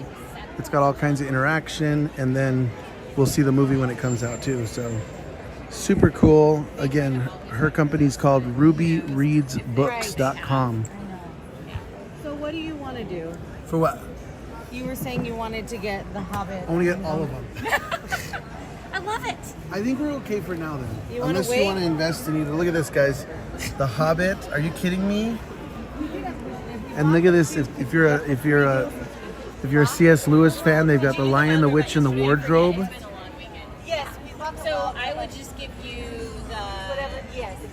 Telling you guys. See what I mean? Everyone's custom, and so it's got so many different pieces, like almost to the puzzle as you read it. A secret garden. Oh. What do you want to do? Or do you want to wait till that one goes in stock? Or what do you want to do? What about maybe ask him? Oh, okay. Because I want them all. I know you want to go to the science one. I want to go to the science. He's super STEM. He is. Yeah. I know you like science. I think that on one hand I want to see how we do. On the other hand, I want another one To like be ready. to be ready. That's not telling me that. He's not helped. I'm all. He always like, he's like, he's one of those. Yeah. You know. And I think that so the mouse and motorcycle sold out. It's sold Could out. we order it? Well, we can order it online. Yeah, that's what she they're said. all online. Everything's online. Okay, we can either order that online, or I think we go for the Lion, the Witch, and the Wardrobe. I'm sorry. Okay. You're really not helping. No, it's because I said, would we get the deal, the three? Oh, the poster three. deal. Got it, If the we three. purchase the Lion, the Witch, and Oh. the Hobbit. Would that be okay? Okay. And then it's up to you. I'm though. wondering if Hobbit or Lion, the Witch, and the Wardrobe might be a little too advanced for him. I mean, we could read aloud to him. Well, he'll for sure line which wardrobe is totally fine.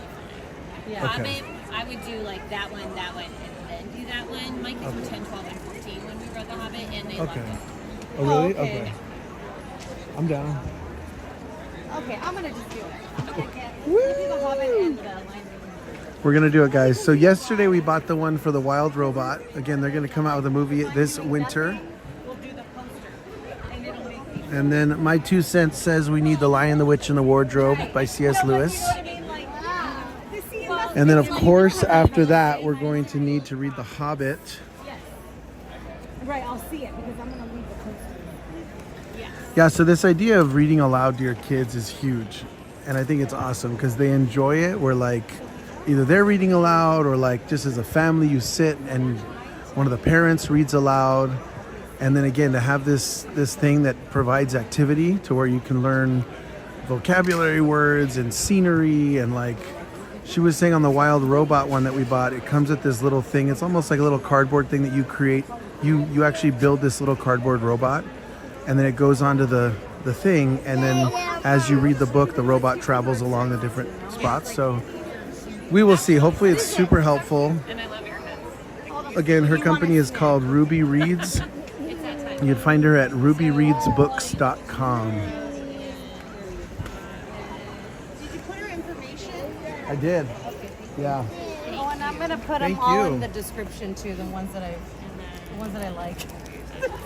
They're the ones I like. Next door here is an art. Look at this, Master Art Academy. How cool. Hi. And then the other side over here, guys, we've got a science exploration education. So you buy these little boxes, and it includes everything you need to build these things. So they're like amazing. Doing good. How are you? We've gotten one of the boxes before, but he wants them all. He loves it. And we're doing a live stream on YouTube. So just kind of sharing with other people and families. Because we love it here, man. There's all kinds of good stuff. Yeah. Yeah, it's been a pretty good conference so far. Yeah, we've loved it. We love the workshops. We love coming in here. He kind of gravitates towards the science stuff, the activities, and all that. Isn't that cool? Look at this, a scale you can build. You can put things in it and see how the weight of things. So like if I put a little thing in here that weighs 10 grams, then I could put something on this side. And once it balances, you know that this side also equals 10 grams. Oh, 10 grams? Kilograms is a lot. But look at these different things, guys. You can build electronic circuits, batteries. Look at this solar power. Little solar powered fan. How awesome. Oh, look at these little LED lights in there.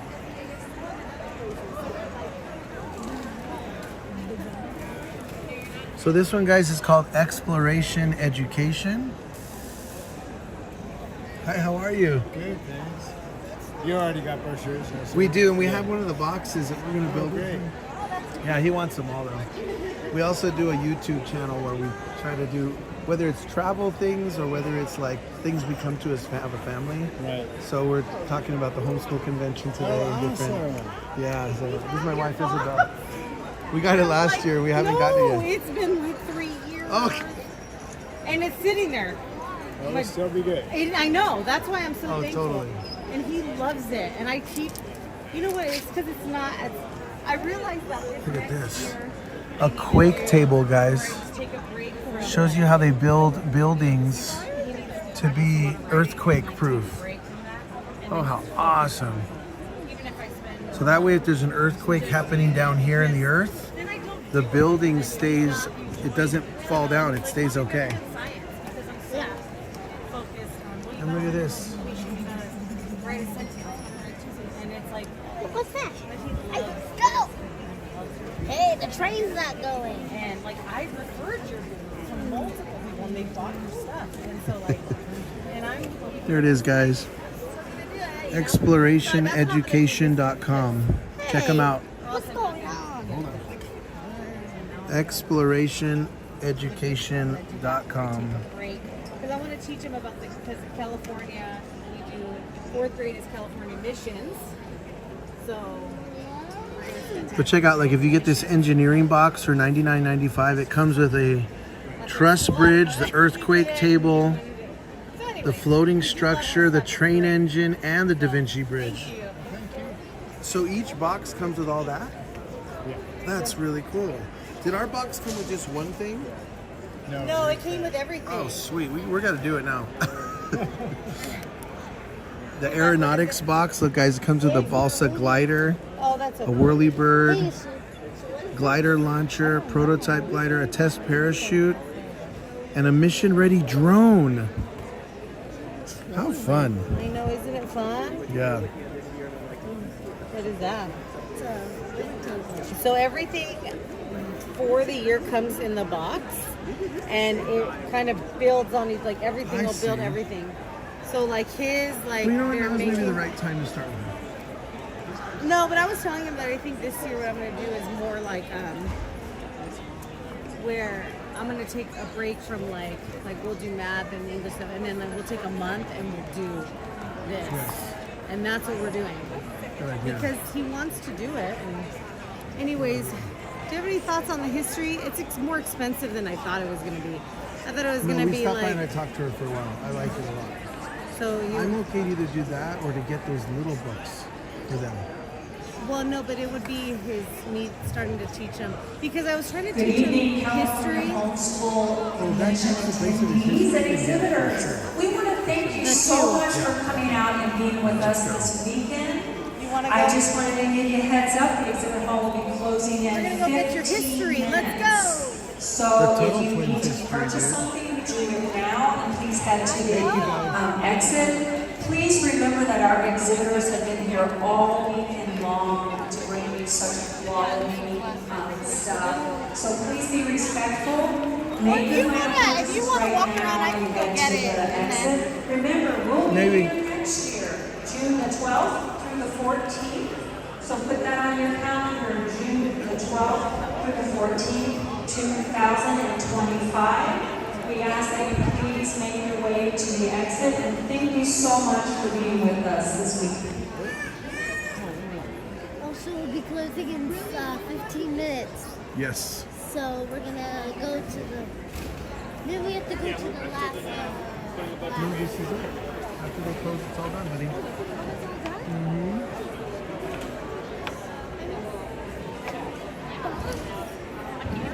The bugs? You mean where is it, huh? Remember they had the bugs? I didn't see it this time, huh? Now they had a vendor here, I think even last year, where they sell these. It's the science company that does biology stuff, and they have these bug. Oh, you mean slugs and bugs? Okay, I'm talking about two different things. I'm talking about this company that sold these little like critter kits, where it was like a little habitat, and you could put ants or butterflies or stuff like that, and that was super cool. I don't see them here. And then there's another one called Slugs and Bugs, and Slugs and Bugs is a music organization where he does amazing Bible songs for kids. And then they also have a show, huh? Slugs and Bugs, the show. They have it on a few different streaming services. But Slugs and Bugs is awesome. And I know that he's been here, but we haven't seen him here this year. So they made the announcement, guys. They're going to be finishing soon, but we'll just kind of check out a few more here. Biblioplan, cool classical history and literature curriculum. So again, there's various different companies that have different curriculum for the kids. Some of the companies will do the entire, like all subjects. You go with that one pack and you've got the whole shebang for your kid for the whole year. But then the other way to do it is where you go and you choose the different resources you want that sort of complete your own curriculum for your kids. So you might do the math from the Abeka program, and then you might do language arts from this Memoria Press, and then you might do like history from the Tuttle Twins company. And it's helped us a lot because, you know, our little guy's unique and we think of things that he's going to respond to well.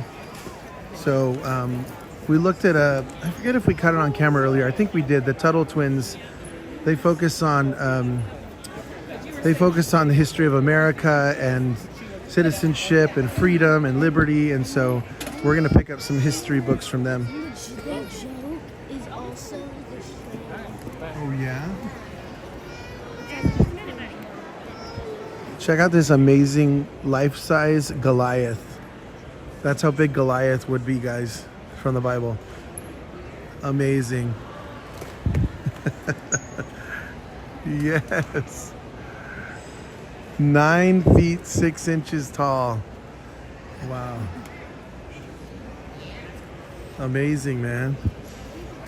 Yes. David took him down with a sling and a smooth stone, man. Awesome. So we love this one here. So they're called Miller Pads and Paper. They were the ones earlier that we were showing. They have those books of like biographies on people and locations and different things that have happened throughout history. Well, this company like basically sort of imports and supplies all kinds of things. Look at this. A right on, wipe off demonstration clock.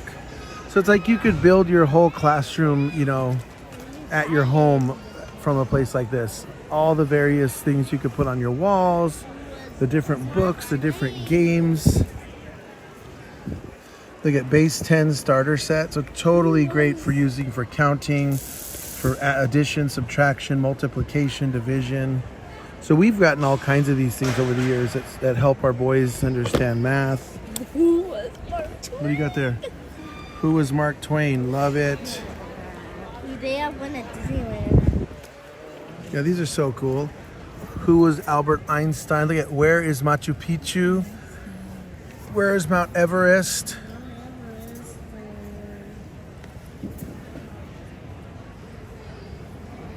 Manny, I just saw the chat. Yeah, we finally gave our little Jared a haircut. It was getting nice and long. And we finally just took the clippers. You look good, man. Look at where's Mount Rushmore? Where are the Galapagos Islands? Where's the White House? Look at this. What is the story of Wonder Woman? And what is the story of Frankenstein? Yeah, story of Frankenstein. Who is Nikola Tesla? These are great. Who was Genghis Khan? Davy Crockett, Betsy Ross, Wright brothers. This is great. Who was Blackbeard?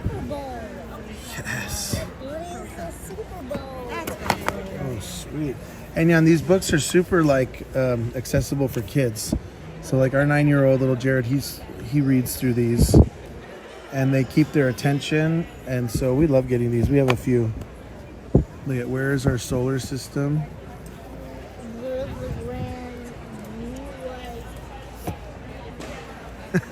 Yeah, Manny's asking if there's a book called Where Are My Car Keys? What? If only we could all have that book. What is it? What? I feel like car keys should all have some sort of honing device now where you could just locate them on your phone. I know you could put one of those tags like on your keychain or something, but... What is the history of the world? History of the world? Awesome. Look at this. Sink or float activity set.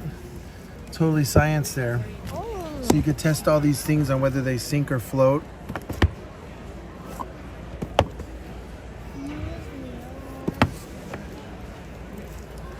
Yeah, so a conference like this is neat because it's like they have education stores places. I know we have a couple in our town, but things can be very expensive and you don't quite know where to go, you know, what to get anyway. And so the convention is amazing because it just gives you access to like all these different companies that sell all these. Look at this. Look at these geo puzzles. Oh, how cool. So they're kind of like thicker piece puzzles. You could build the whole world. Or USA, Canada, Europe. Oh, this is awesome. I want to get these geo puzzles. You know, How much are these things anyway? I want to get the Who Was Stan Lee. I feel like it's like a merch search at Disneyland, except merch search at the Homeschool convention.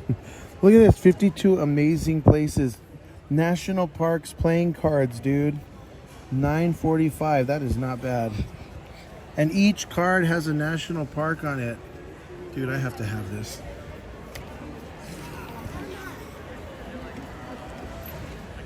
Oh, it's closing. You gotta hurry.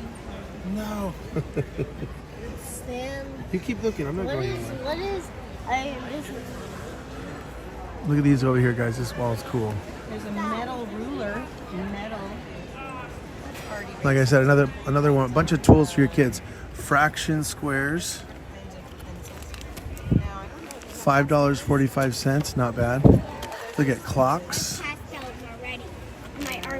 for teaching time. Geometric foam solids for teaching shapes. This is great.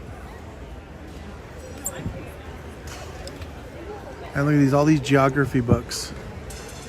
So again, like you could get this pre-K geography book for like your preschooler, and you could totally use that for like your science, or as like an addition to whatever curriculum you have. You can get one of these. Ancient Rome. And look at this, it has pockets inside that have little projects. Oh, cool. $12.90 for that one. World War II paper soldiers. Come on. So you cut and assemble the paper soldiers. That's great. Oh, hold on. Let's go get Mom. So anyway, guys, we love it here. This place is called Miller Pads and Paper. You can find them at www.millerpadsandpaper.com. They've got so many great resources. One of our favorites here. Okay. Okay. There she is. Let me pass it to you. Oh. Say hi, say farewell. Alrighty. You want to walk out? Here, you got this. I know, I'm asking. Okay, so I'm hitting you, buddy. No, I'm not in a hurry. Is there anywhere you want to? Yeah, she did. I don't have anything to show. Did you guys see the dinosaur? The dinosaur? You saw it? Oh.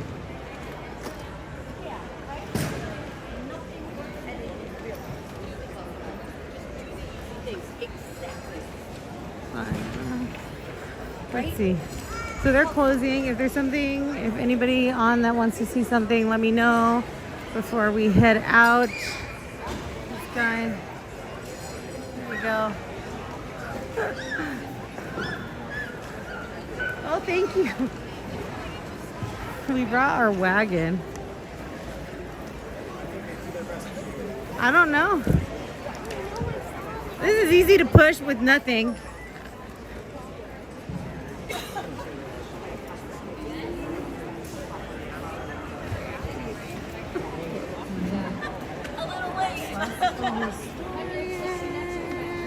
Todd learns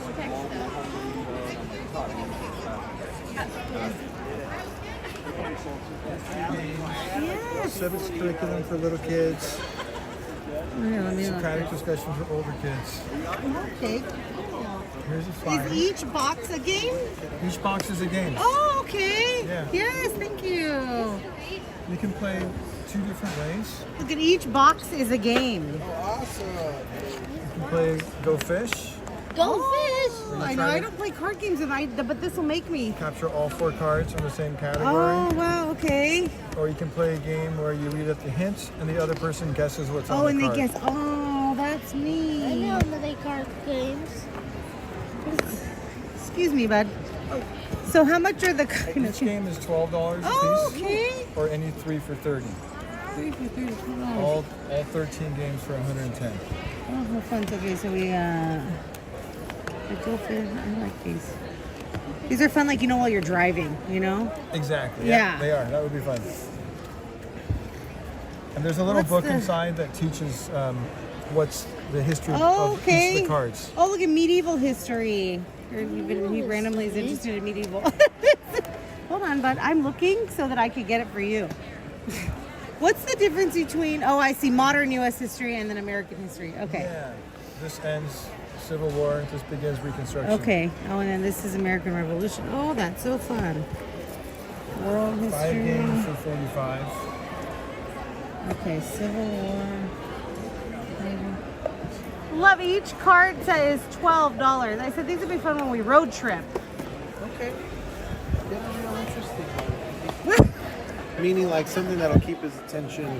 Well, there's on the road history, American history, trip. How fun a Go Fish kid. medieval history. I feel like he would like for the summer, but during VBS. Do it. Which one do you like? I'm like gearing. I'm going in towards medieval history. Yeah, the vacation Bible school at our church this summer, they're doing medieval. Oh, that's cool. Yeah, so this could be a good one to do this summer. Yeah, let's get this one. Okay. Is that cool? Yeah. Here, take this while Okay. We're going on a road trip before. Medieval history Go Fish, guys. I love it. To Utah. And we are planning Sorry, I our know you're Utah closing trip, up. guys. I know, thank you. God willing, our plan is, guys, we're going to go take a road trip to Utah on the 4th of July. And hopefully we can go live when we get up there. That's the one that I was holding. Either one.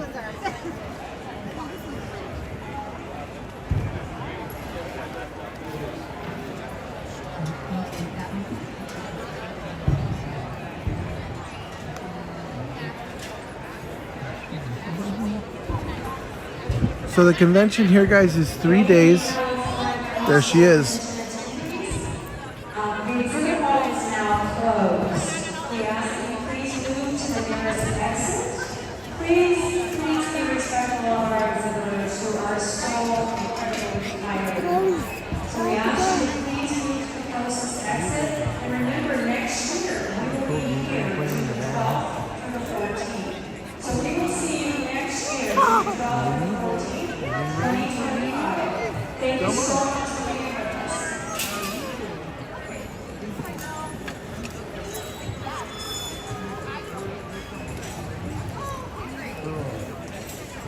Thank you so much. Thank you so much. And this company, guys, called Classical Historian.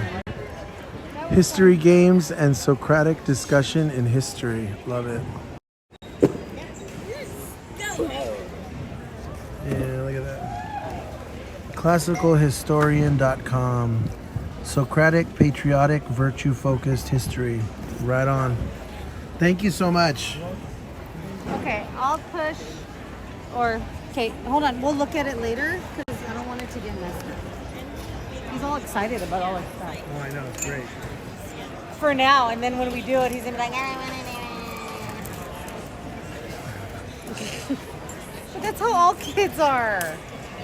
That's how all kids are. Exhibitors should be reminded of the dock door will not come up until the exhibit hall is empty. Attendees hopefully. Okay. All right, guys, you're gonna kick us out. Yeah, we're getting I'm kicked not out. going anywhere. Just kidding. Here, I'll push. You're not. You hold this again. I hold this again. Okay, here we go. We're walking. I just feel like they should give me everything for free now that it's over.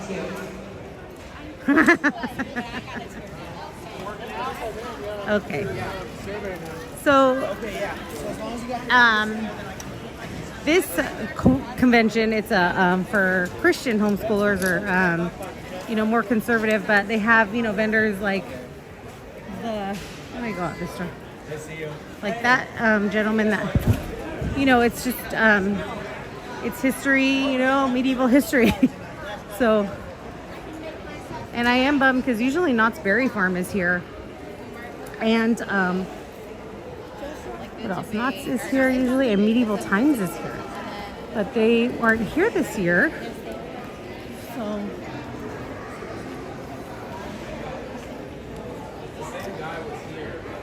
I'm gonna go right here. There's like nowhere for me to go. I have nowhere to go. We'll go outside. I'm gonna go outside.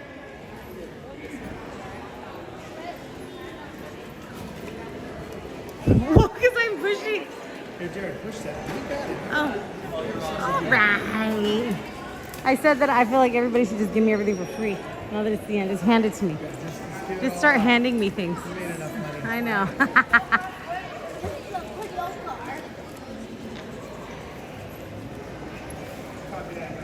I was saying I'm bummed that Knott's wasn't here. So Knott's Berry Farm does classes. Jared, please don't do that. Okay.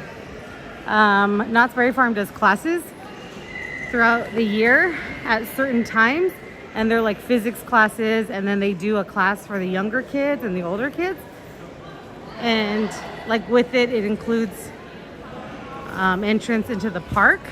So maybe they're not doing it anymore because they weren't here, but they're usually here. And then medieval times too, like they advertise for like field trips, and their field trip is, the show for the field trip is different than the show that you normally go to, and they teach them about like kindness, and it's a really sweet show. So okay, I'm gonna walk out over here, and I'm gonna come right here and I'll turn it around. Yeah, so I know Rosa, it is cool, you know, like, but I always tend to miss them, and I think they have them like, they're like, well, yeah, it's like 6 kids can go or something. And what's different, you'll see, it basically with like homeschool families, like we all travel together, right? So like, okay, well, with those 6 kids comes, you know, 2 siblings each, plus the parents, plus grandparents. So I'm like, can you accommodate like a bigger group? So we've never done it, but I wanted our little Jared to do it because he loves roller coasters. So anyways, okay. Well, friends, that is the homeschool convention, the Great Homeschool Convention. They have them in 5 states. The next one, the last one this year is in Texas in July near Austin. And we really enjoy it. I'm putting a vlog together. So that should be out soon. And I think that's it for this. Thank you guys for joining us. We wanted to share a little bit about, you know, this allows us to go on our adventures. This is why we can take our kids to Disneyland on Tuesday at 12. And it's definitely a perk. And we've actually done like, I've done lessons inside Disneyland. So, you know, there's so many things that you can do, and that's why we wanted to share and just kind of share our hearts. I'm gonna turn it around. I have something exciting, so don't get off, you guys, because I made something and I'm so excited. So please don't get off. But I'm gonna turn it off. Hi. Okay, so we're at the Ontario Convention Center. That's where it's at. So behind me, you can see the planes take off. Hopefully a plane will take off on here. So thank you guys for joining us. We appreciate it. Again, we're at the Great Homeschool Convention, and yeah, we just wanted to share our homeschooling stuff, journey. But thank you guys for joining us. Don't get off. I want to show you guys something I made. And I think if you're a member or moderator, you're gonna like it. So thank you guys for joining us. We should be in a theme park soon. We're kind of scheduled. If you saw my community post today, you kind of see what's been going on. But thank you guys for joining us. God bless you. We'll see you on our next adventure, and check this out. Woo! That's fun, huh, guys? I told everybody to stay so they can see our new exit. Woo! All right, guys. Do you guys like that? Let me know if you liked it. That will be at the end of all our videos, hopefully from now on. All right, guys. We appreciate you guys. Thanks for everybody in the chat. Thanks for everybody who watched. That was good. That was fun. All right. That was good. Have a great day, guys. We will see you on our next adventure. Bye. God bless you guys.